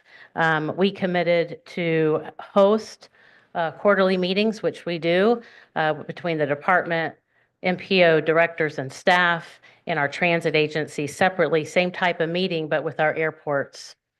Creates this kind of very informal conversation that we have where it breeds innovation and thought, choices, and successes. Some of our successes right here in your own backyard, State Road 789, our Ringling Bridge, our John Ringling Bridge. We're familiar with the roundabout, downtown Sarasota. We love it, right? It is beautiful. As that was being started, there were some conversations between Sarasota County, the city of Sarasota, and our own leadership at the department. And they asked LK to please do something to help with the congestion during construction. He offered a bus over the bridge. Today, you know it as a Bay Trolley ferry or Bay Trolley bus. The C3MP team helped in that effort alongside the partnership that we have both with Sarasota County and the city of Sarasota. During that process, we identified 3 other projects that were happening very close to that bridge and actually on that bridge. And for a low cost of what you see today, is a dedicated bike lane, a dedicated bus lane, 2 travel lanes. We did not widen that bridge. We put some different striping down on that bridge to make that happen. And again, that would not have happened had we not thought outside of our box, like what more can we do? DOT, we kind of get into a little hole and we're like, well, we can't do anything until we widen the bridge. And that's like in 30 years or maybe 50 years. But we did something different. We asked for some special permissions and we made that happen. Today, that dedicated bike lane, dedicated bus lane, 2 travel lanes is going to be at about the roundabout up and over the John Ringling, eventually the Little Ringling Bridge, almost to St. Armand's. So that route will happen, and we're very proud of that success. The other thing that I want to point out, I talked about technology. That's that third bullet, the Transit Safety Study Pilot Project.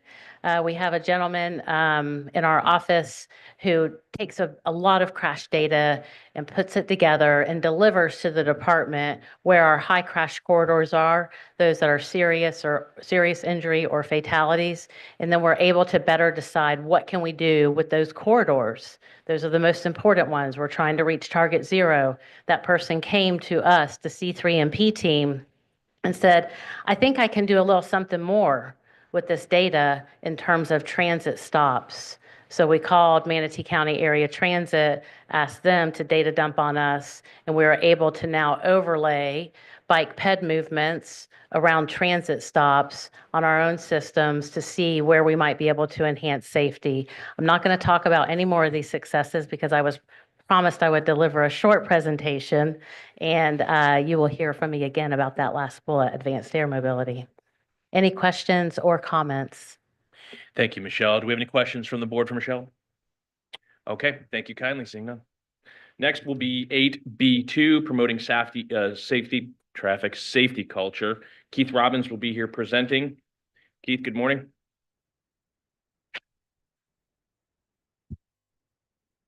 Good morning. I'm Keith Robbins. I'm the District Safety Administrator for DOT District 1. And I'm going to talk to you a little bit about traffic safety culture this morning. So, right, there we go. Okay.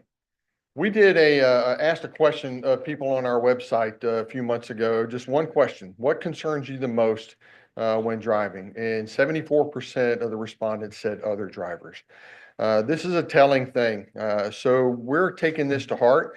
Federal Highway has got a theme called traffic safety culture that a lot of this material is pulled from. So I really want to show you about what these impacts are on society. A few bullets here I want you to key in on. More than 38,000 people are killed last year on our nation's roadways. That's twice that rate of any other high-income country in the world. Nearly $1 trillion in economic cost. That's business lost or direct cost as a result of crashes. So really, when we look at these kind of numbers, this should be a national public health priority. So what do we need to ask ourselves about this? Because these are obviously behavior choices that impact. The citizen that was here earlier, her comments spoke directly to the things that are on this slide. One of, in particular, is the disregard for laws. People blatantly running through red lights, people turning against posted signage, people just not caring.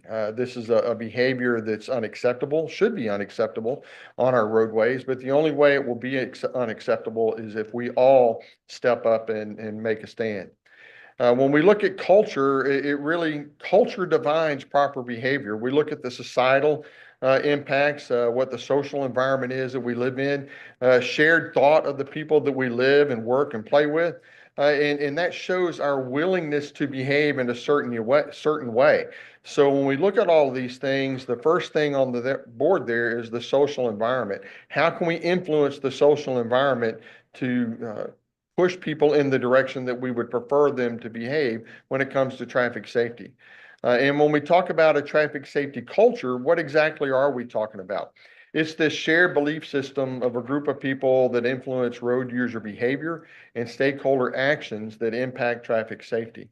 So when we look at traffic safety as a public health issue, and we know that behavior is influenced by our beliefs, and we develop those beliefs in certain ways, and that the beliefs influence our behavior, which impacts what we do on the road, traffic safety culture being that group of shared beliefs. What are some strategies that we can use to help approach this in a positive manner? The process wheel there on the right of the slide is something you see in many slides, but really when we look at what positive traffic safety culture strategies are, they're protective. They recognize that safety can be improved by growing beliefs that to increase protective behaviors rather than highlighting just the risky behaviors. They're proactive by encouraging road users to use safe behaviors, encouraging others to do the same. Increase our capability of stakeholders through partnerships, resulting in the integration of strategies to form a safe system. And finally, they're different from traditional approaches because they make us more effective in achieving our goal of target zero. So what do we do? What do we need to do first? First, we have to create this shared understanding about traffic safety culture. What is it? How can we impact it? What are some things that we can do? And ask the questions, are we being effective in what we're already doing? And what do we need to change if not? We need to examine our own culture, and we in the DOT understand that we are doing this, and that's why a lot of the things that you've seen from us over the last few years and under LK's leadership, getting involved with communities, developing those partnerships and finding out not only how can we help you, but how can you help us? Those partnerships are critical to us being successful in this. And we have to find opportunities to adopt traffic safety culture as an approach to our traffic safety goals. And if you look at the questions on the side over here, these are really important. And I'll ask you to look at the bottom two.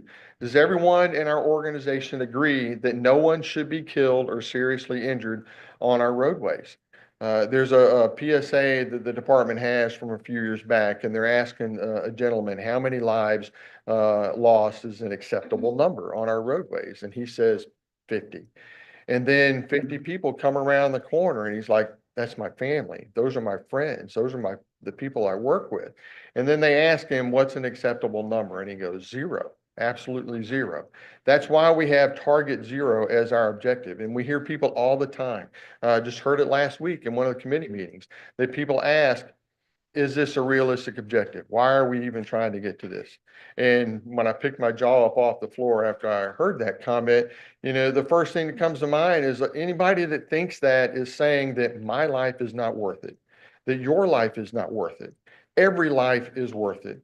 In 1960, did anybody think that we would reach the moon before the end of the decade?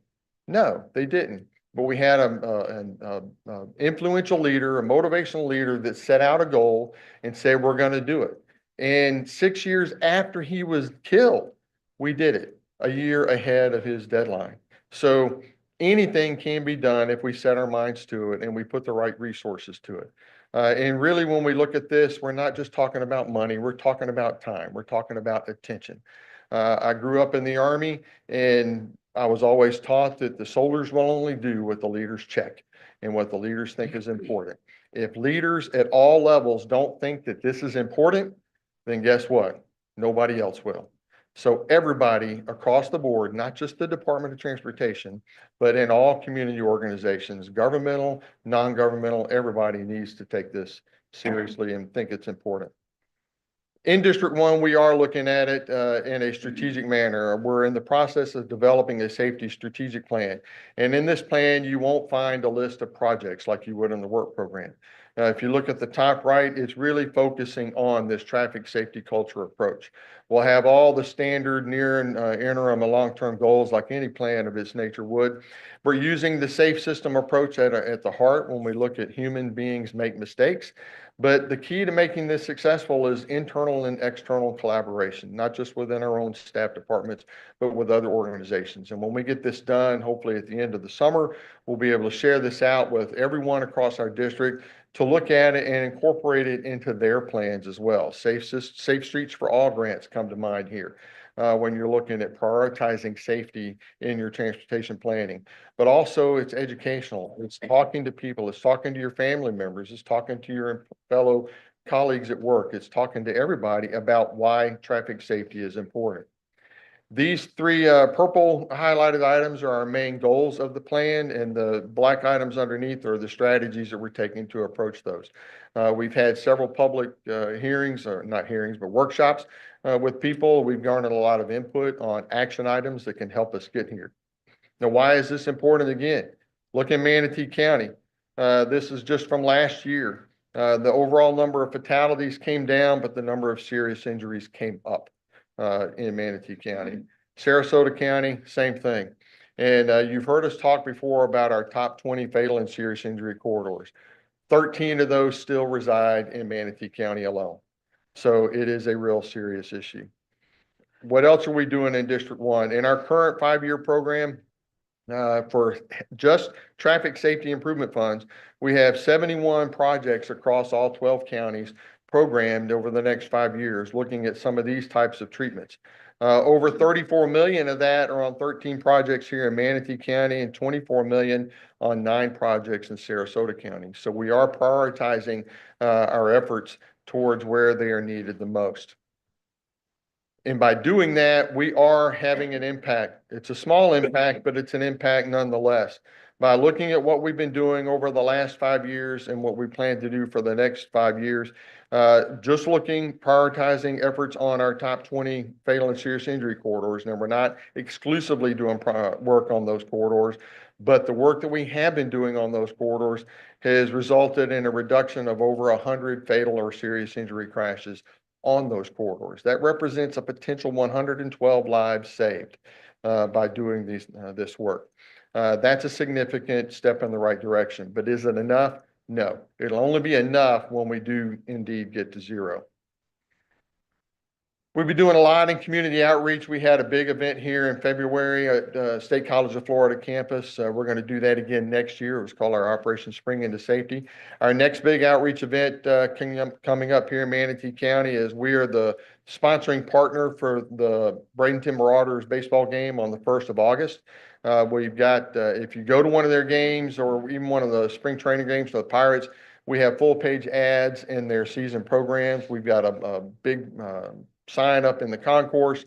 But on the night of the 1st of August, we get to have a booth there. We'll be handing out more materials. We get an announcement.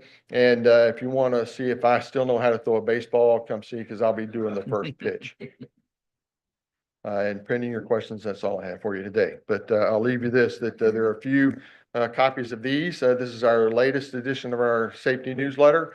Literally hot off the presses. So y'all are like among the first ones to see it. We have some of those out front, and please pick one up on your way out. Great. Thank you, Keith. Looking down to the left side. Yes, Commissioner Mass, please. Thank you, Chair. So I'm going to give my age away a little bit here, but I remember a lot of what I would call national and state campaigns from a perspective of public safety. So let's just use the click it or ticket. Let's use the one where, help prevent firefighters. There was a mascot or there was a theme to it, and having the incredible opportunity of having influence on my two grandchildren, there's commonly a conversation in the car, and especially with my 7-year-old grandson who really likes to go fast, I say, we want to arrive alive. Is there a push or a campaign for us to be able to look forward to that can either be our mascot, our leading tagline, whatever it is that we're using to get to that point? And if not, is that something that we could really focus on? Because I know when I listen to the radio or have the TV in the background or have those conversations, this is a multi-generational effort that is going to need current drivers, future drivers, and hopefully some of those past drivers that shouldn't be driving anymore, maybe, to help this effort so that we can attain our goals. Thank you, Chair. Yes. Yes, there are. The state actually has a series of campaign messages. The QR code that's on the back of this goes to our district safety website. You'll see links to all of those campaign ads and messages. We have one about embrace the space. It's dealing towards aggressive driving. We have one that's, get there late, get there on time, but just get there alive for speeding. So we have a number of those that are here in state. We have our own crash dummies, Ed and Larry, that we bring out to all of our outreach events. And we're working on a live animal mascot photo shoot right now. I have an adorable English bulldog that we actually took pictures of at the OSIS event in February. And she's getting some really good feedback. So we're going to try and do something with her. But so, yeah, we do try to reach out to a lot of different age groups because this is a multi-generational problem. It's not just one group that's being affected. All right. Thank you, Keith. Commissioner Mass, did you want to volunteer your age? I think you had mentioned something about that early. No? All right. Just checking. Inquiring minds want to know. You know what I mean? All right, Keith. Thank you very much. Seeing no further questions. Oh, yeah, Mr. Bearden, I'm sorry. I'm sorry about that. Thanks, Keith, for another great presentation. My question revolves around the fatalities in regards to funding. What type of metrics are you guys going by in regards to how much money is being allocated based on the fatalities in specific areas? And how do you dictate how much goes to, Manatee County opposed to Sarasota based on the fatalities? we really don't have a formula that we follow that's, X number of fatalities equals this many dollars. We don't do that. We look at the types of fatality or the types of crashes and where they're occurring.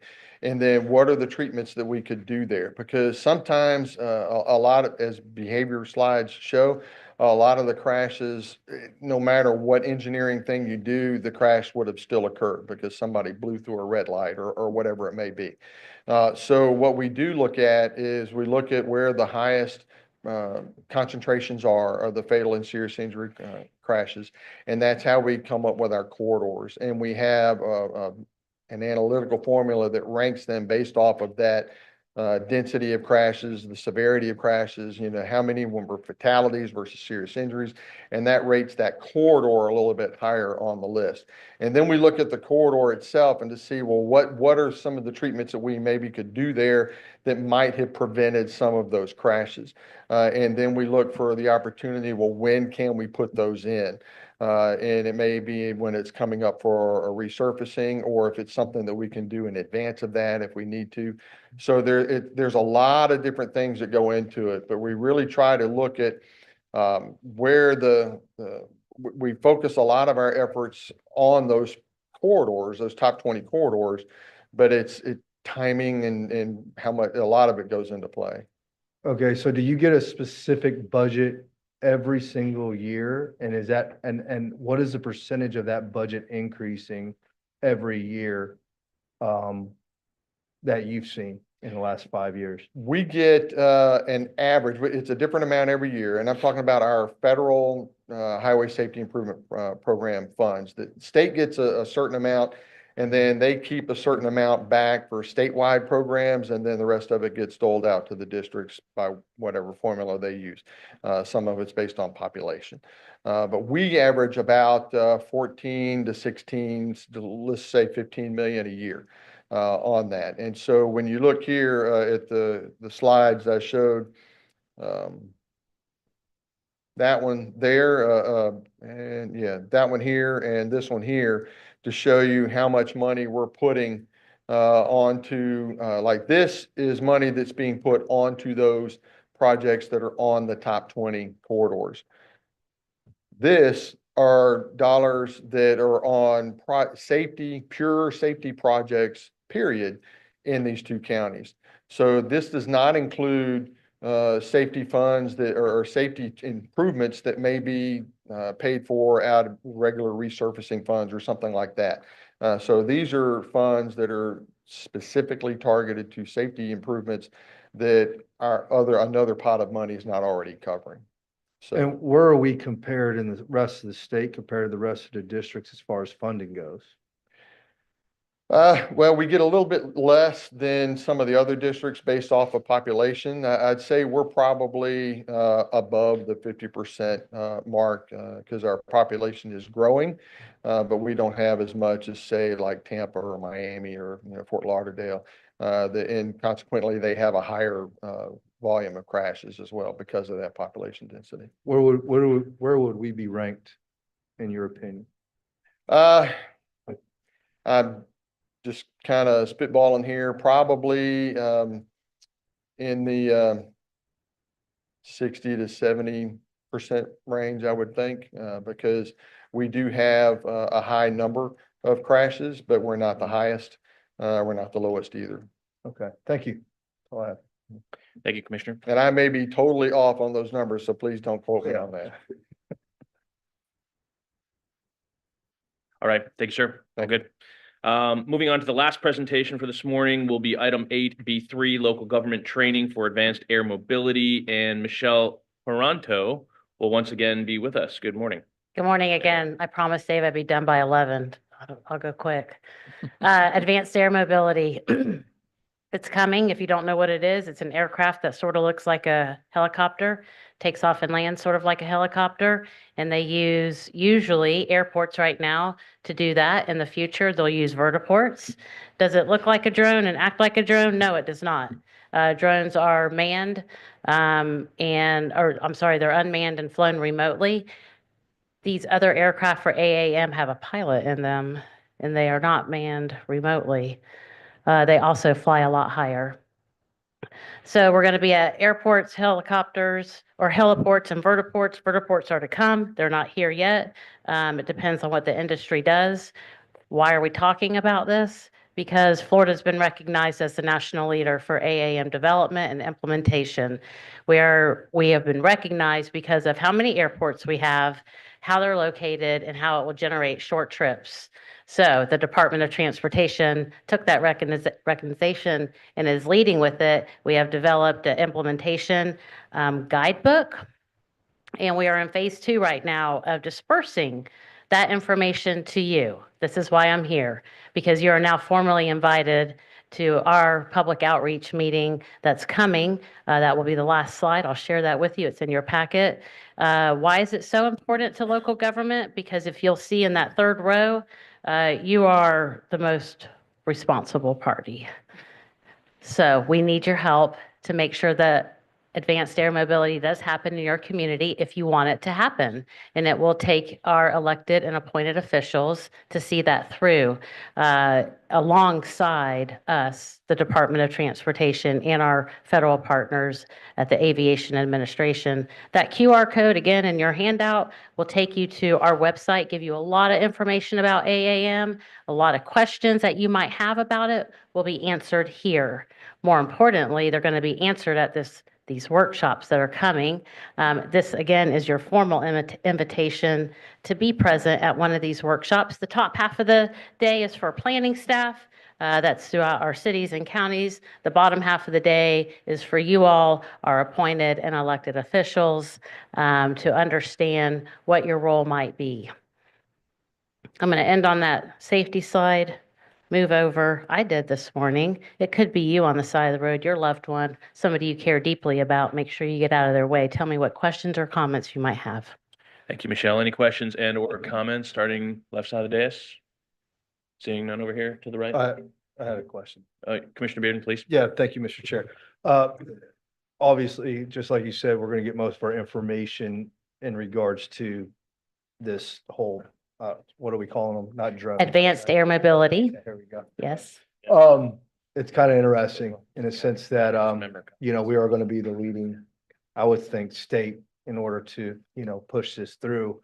Are we looking at possibly each jurisdiction getting like a consultant to be able to figure this process through? Because, you know, with AGL being at 400 with drones, and then I just saw that it's between 1,000 to 3,000 feet. You know, I mean, are they going to be able to launch these? I would assume that we're going to be able to launch these out of their driveway. You're not launching them out of your driveway. Okay. So they're going to have to be at the There will be airport. infrastructure involved. The aircraft that's used is electric. It's called electric vertical takeoff and landing. So those are large aircraft. They need to be electrified, and then they will take off from right now, airports is what is going to happen in the future. They'll have their own vertiports that could be somewhere other than an airport, but not your driveway. Got it. So what you're saying is that the county may have to provide the specific infrastructure in specific areas within the county for that particular piece. The county will certainly be a cog in that wheel. It will be a partnership between city, county, private sector, state, and federal governments. Okay, thank you. You're welcome. Okay, seeing no further questions. Michelle, we have nothing. Thank you Thank kindly you. for your time. Thank you. All right, very good. Moving on into member, I know we're on a time strain for our Manatee County contingency. Last agenda item will be member comments. Let's go ahead and start at the left side and move right. Seeing none? Nope, no. All right, fantastic.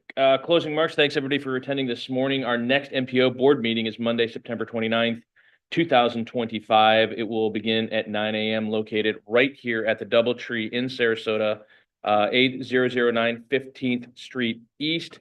The meeting is now adjourned. Have a great week.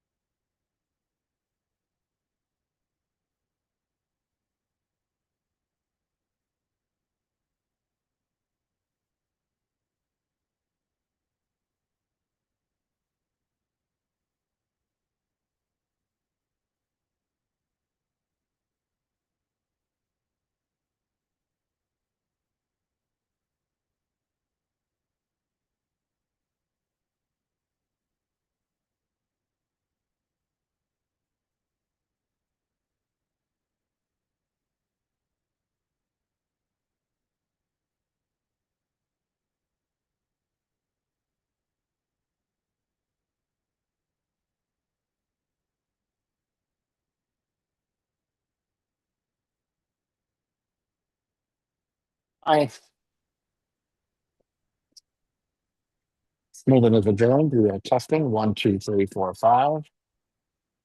1, 2, 3, 4, 5.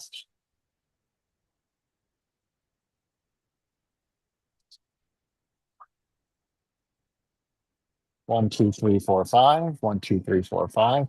He was able to hear us fine. If you're tapping, Zoom will eliminate the tapping. Check 1, 2, 3, 4, 5. I can hear myself fine. But the fact that we're not getting anything returning from Zoom tells me it's either in the box or the board. Oh, it is coming in. Hello, hello, hello. This shouldn't be coming back through Zoom. Because it would be a feedback loop, wouldn't it be? Wouldn't it?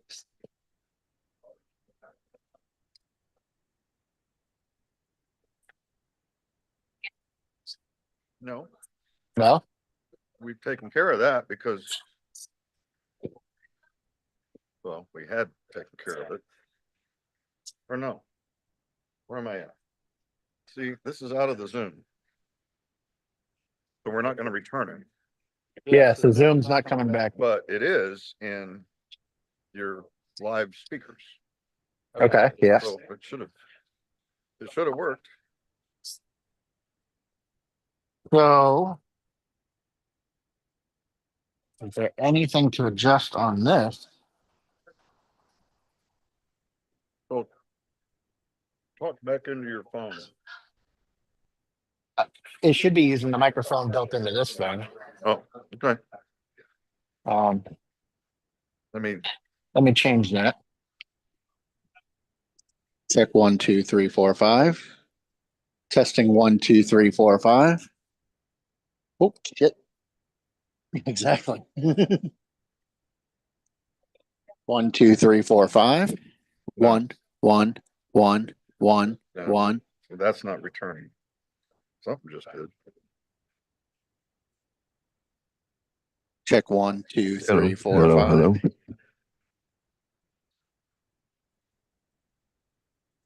You're not coming. Yep. It's hearing me.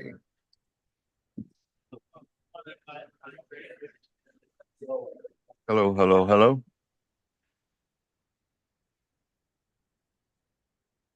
Testing 1, 2, 3, 4, 5. Testing 1, 2, 3.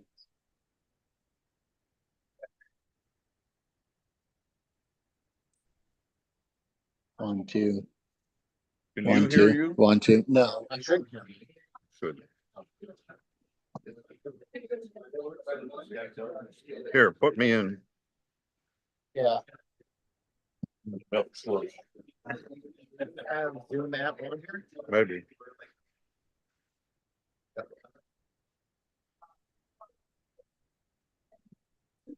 Your token has expired. Just like your token has expired. Very poor signal.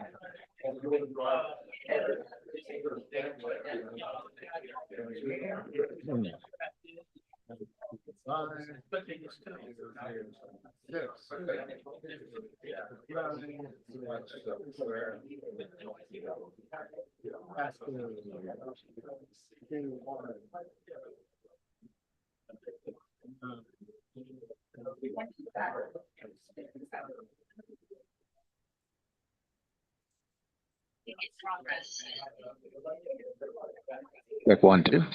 Yeah. I got Check you. 1, 2. Can you hear me now? Yes. How do I hear myself? All right, so I just put you I hear back in the myself through loop. there. Hello? I'm hearing that. And you're hearing me correctly? Correct? Yes. Put me on speaker. All right, I muted it. So I am getting, I'm showing that. Check. Check. 1, 2. 1, 2. Check.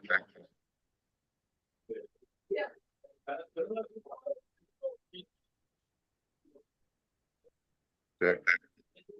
You hear anything coming out of the speakers? Oh, hang on. Hold on. Check, check, check. Yeah. 1, 2, 3, 4.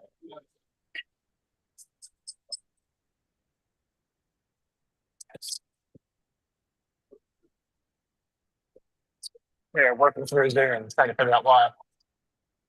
What? Please start coming.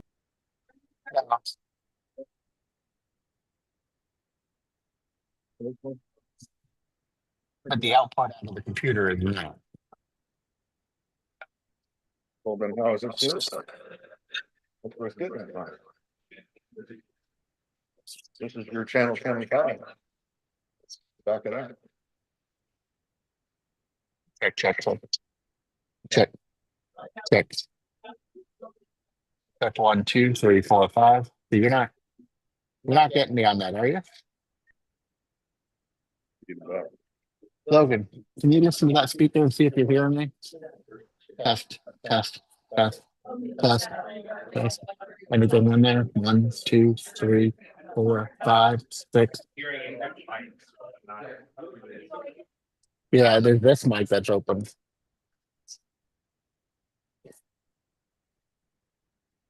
One, 2, 3, 4, 5. Check. Check, check, check. 1, Check, 2, check, 3, check. 4, 5. Nothing. I heard you on Zoom through this. So Zoom is working, but it's the interconnect here. So this is returning, this looping right through. So that's coming back. Because that was just feeding back audibly. Yeah, yeah. And it's returning itself through that box. So is the routing on that box wrong?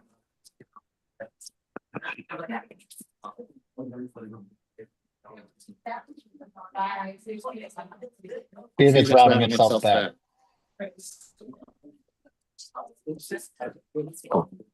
Oh, just talking to the mic. That. 1, 2, 1, 2, 1, 2. Hey, hey. Hey, Do me a check, hey, favor, check. mute your phone. Hey, check, hey, check. We know your phone's working. We know your phone's working. All right. Muted. I'm hearing you through Check, that. check. 1, 2, 1, 2, 1, 2. I'll keep doing that again. Do it again. 1, 2, 3, 4, 5, 6, 7, 8. I can hear me through my phone as well. 1, 2, Okay. 3, 4, 5, 6, 7, 8. Test 1, 2, 3, 4, 5.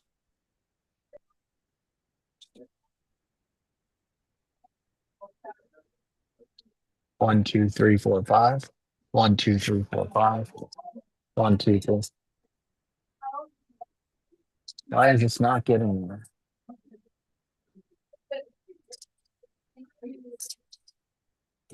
Hey, check. Hey, check. Yeah.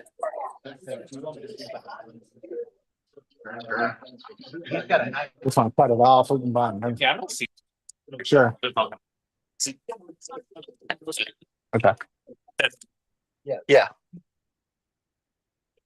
You might know. Possible. He'll come back in. We have a strap that went around one of the equipment case's wheels, and we couldn't get it out of the van. So we had to offload everything out of the case by hand. This was just a disaster of a morning. Will forgot to set his alarm. He didn't show up until like 8:30, like right after you guys. And Trent went to the wrong hotel. So I show up here with no help. And I'm supposed to be out of here by 9:30. It looks like anytime between 8 and 8:30. So, okay.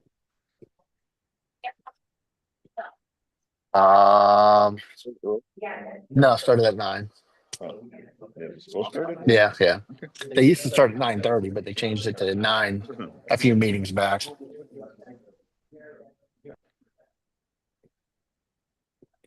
the only controls this really has, these are your input gains for your 4 inputs here.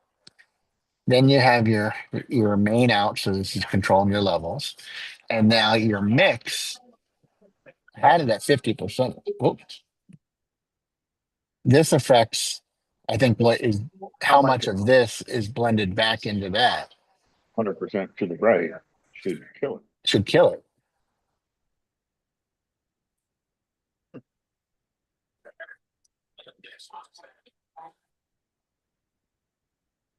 I think I had it during the meeting, I had it at 50%. Hold on, let's try something. Check. 1.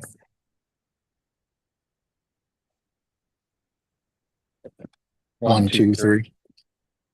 1, 2, 3.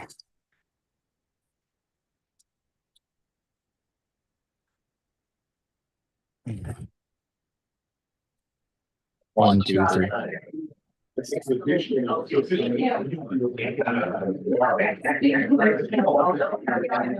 1, 2, 3.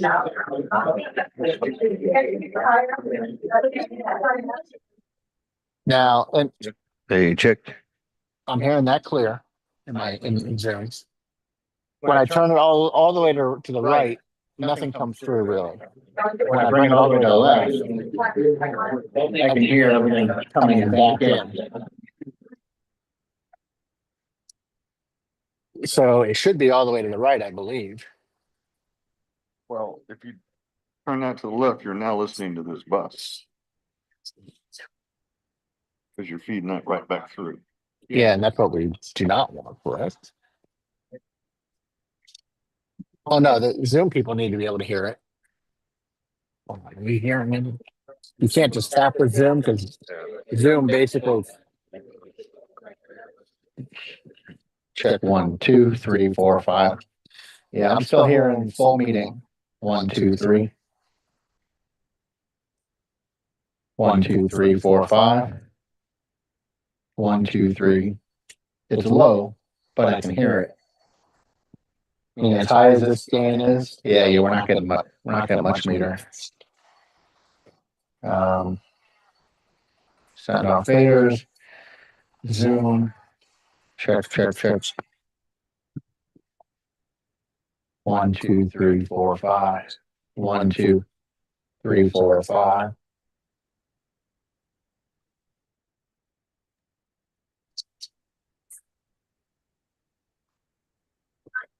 One, 2, 3, 4, 5. Getting good microphone.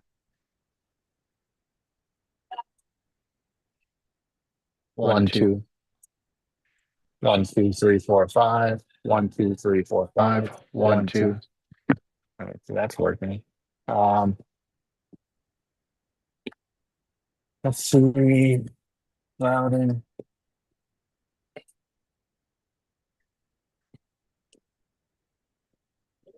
Not the routing.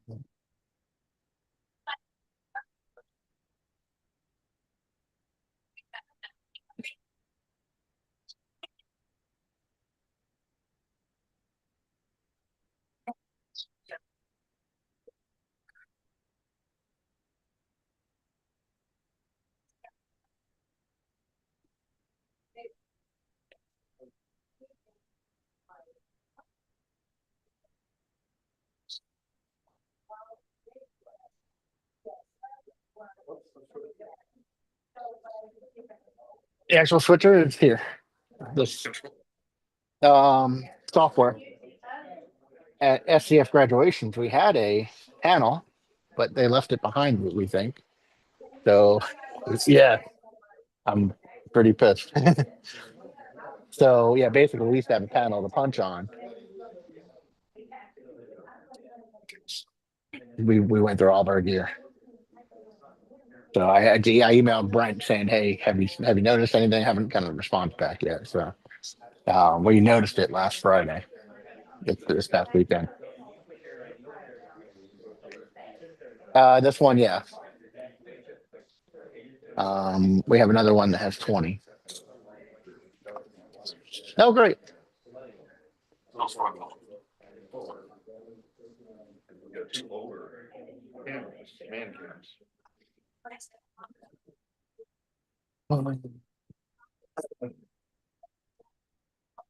So my Zoom input.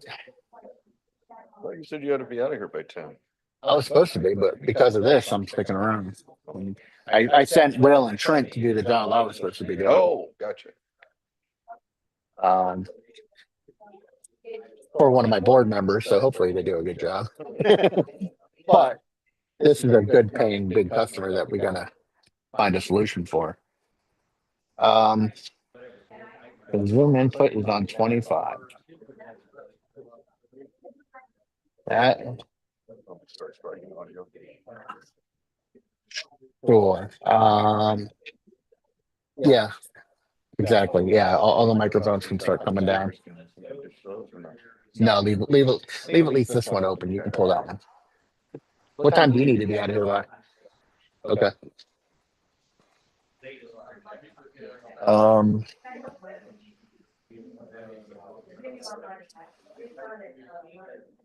Check 1, 2, 3, 4, 5.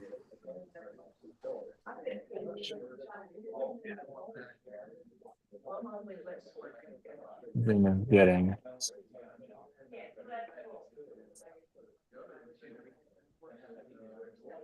That output is getting that, getting that, getting that.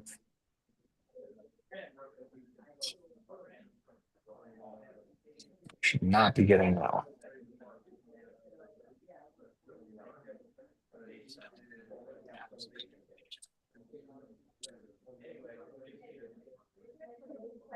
Input could be getting.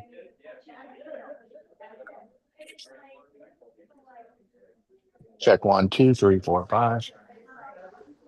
Check 1, 2, 3, 4, 5. Check 1, 2, 3, 4, 5. Check. Testing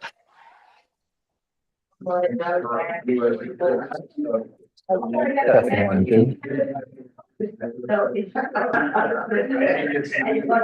Testing 1, 2. 1. 1. 1, 1, 1, 1. 1, 1.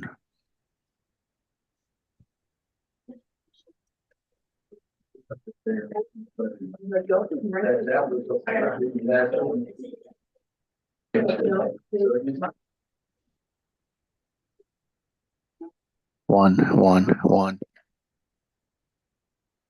1, 1, 1, 1.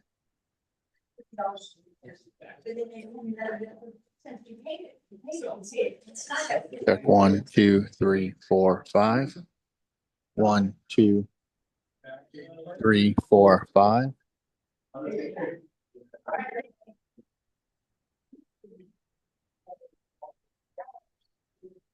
One, 2, 3, 4, 5.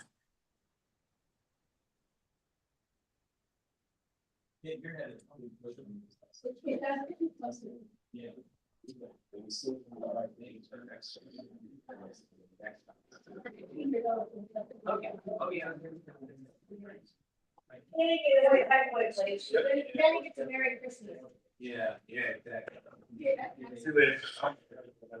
All right.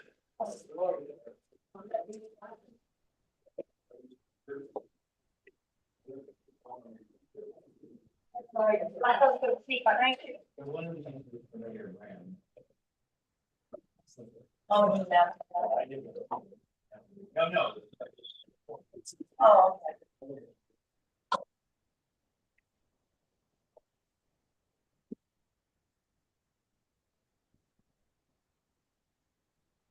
So did you check, make sure? Check 1, 2. Sign that needs to be signed.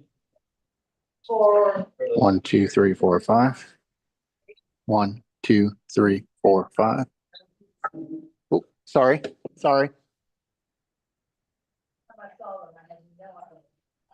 It's much easier for one person to do the signature. Yeah, but if I had seen them ahead of time, it would have been different. I didn't say it. Oh. Glad it worked out. Yeah, we had one person forget about the meeting today. He was supposed to pick up the equipment and bring it here by 7. Then we had another guy go to the Marriott Resort in Longboat Keys, not Longboat Key, in Palmetto. It was just a disaster of a morning. I am so sorry. Well, it worked. Nobody did. knew there were Exactly. issues. It's too bad the You know, And I'm still working through this right now, so I'm trying to find a solution. yeah, I mean, because what we say that people can call in. Yes, and we even tested this process out on Friday in our Yeah. office, because just be ready for it, and we got plenty of heads up. And we had it working in the office on Friday, same computer, same board, same Right, equipment wow. connection. And it just, we kind of, I could tell. Using our Zoom account? Yeah, no, I didn't want to, because I didn't know if that would be public or anything. Yeah. So, but I used METV Zoom account. Right. Technically, there should be no difference. Shouldn't be any different. Exactly. So there's a setting somewhere. Yeah, somewhere something got changed. Well, I Yeah. think you have to make him a presenter Um, or something like that. yeah, I think he was. I mean, there was no, like, he was like just a viewer. Right. I think he automatically came. So it was something was muted somewhere. Yeah, in this digital Yeah. path. I'm putting the blame on myself Yeah, until I maybe. can prove otherwise. Yeah. Well, hopefully for next time. Yeah, 'Cause It's I- always good to be able to. Oh, absolutely. I mean, it's You know, something we do at the county. This is bigger than, I thought you had a small one. No, this is one we've been using for several Okay. years. So unless maybe a component of this device that makes these two items talk, Oh. there's part in here that might have failed. Yeah, I mean, these things are, I mean, this is pretty straightforward though, in and out. Yeah, exactly. And then there's a USB connection. Yeah. That makes the connection with two. So you got your input, your one output. And we've used this at the county for county meetings before, so, Yeah, the one input or the USB. Yeah. he could hear us fine. I was listening to the meeting on Zoom. It was clear as a bell going out.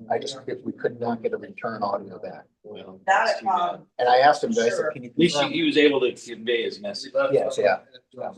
It's always better to do in person, of course. so. Oh, yeah, no, it'd been nice to have him put it up on the screen. Yeah. All right. Oh, thank you so much. Yeah, Appreciate thank your you. understanding. Sorry for the extra stress. It's like management, right? Yeah. Yeah. Enjoy your vacation time, your retirement. Yeah, I will. I still got 7.5 months. Absolutely. All right. 1, 2, 3. 1, 2. 1, 2. That's all.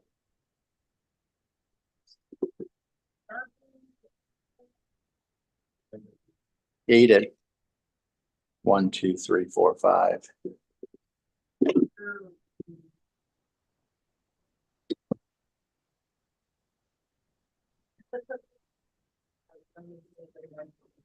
One, 2, 3, 4, 5.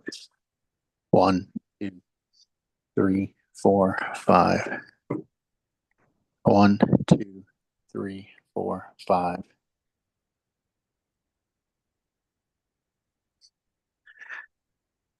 One.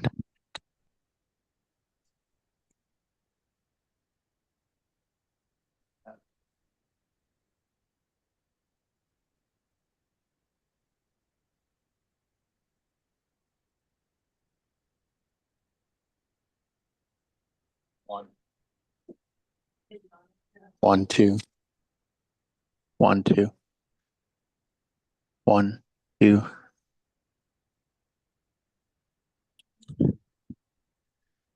1, 2, 3, 4, 5. 1, 2, 3, 4, 5. 1, 2, 3, 4, 5.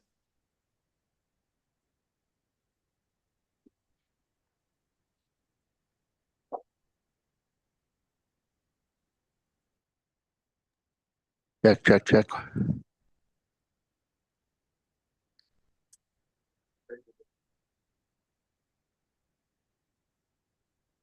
Check, check, check, check, check. Check, check, check, check, check. Check, check, check, check, check. Check 1, 2. 1, 2, 3, 4, 5. 1, 2, 3.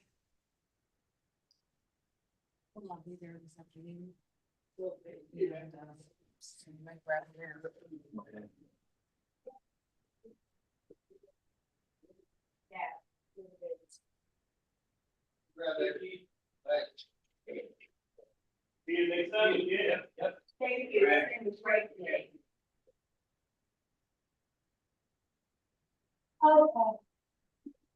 Yeah, in September. Yep. Nice sound when muting.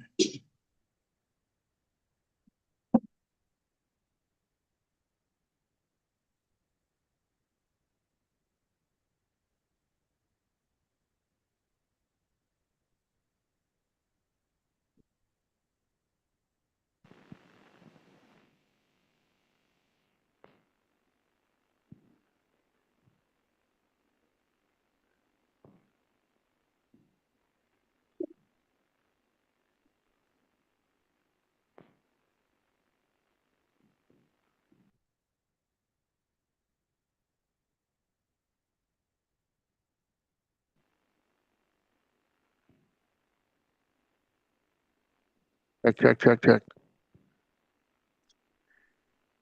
Oh, well, we're gonna have to figure this out in the office. Exactly.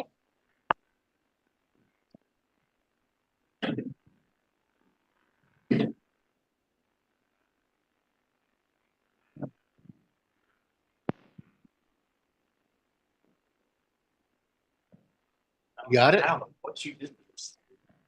It was literally wrapped through like 2 loops. Well, I was saying, I didn't, when I left it in the van, I just disconnected it. I didn't try to roll it out. Okay. So- I don't know, because it's literally, I should have taken a picture. There was no way the did you undo, the ratchet wasn't undone. Did you ever undo the ratchet to put it back in, like slide it through the mechanism again? No. Because somehow that clip that you put on. Yeah. Found its way past the wheel, like over the wheel, through the little wheel groove. There's no way. I swear to God. When I walked in the van, basically the right behind the driver's seat was always connected like usual. Right. The ratcheting part was hanging on the door lock. You know, okay. So I pushed that first card in, and then I put the second one, I put the third one, and then I just extend it out and clip it on. Dude, I should have taken a picture. Like I said, it had like 2 loops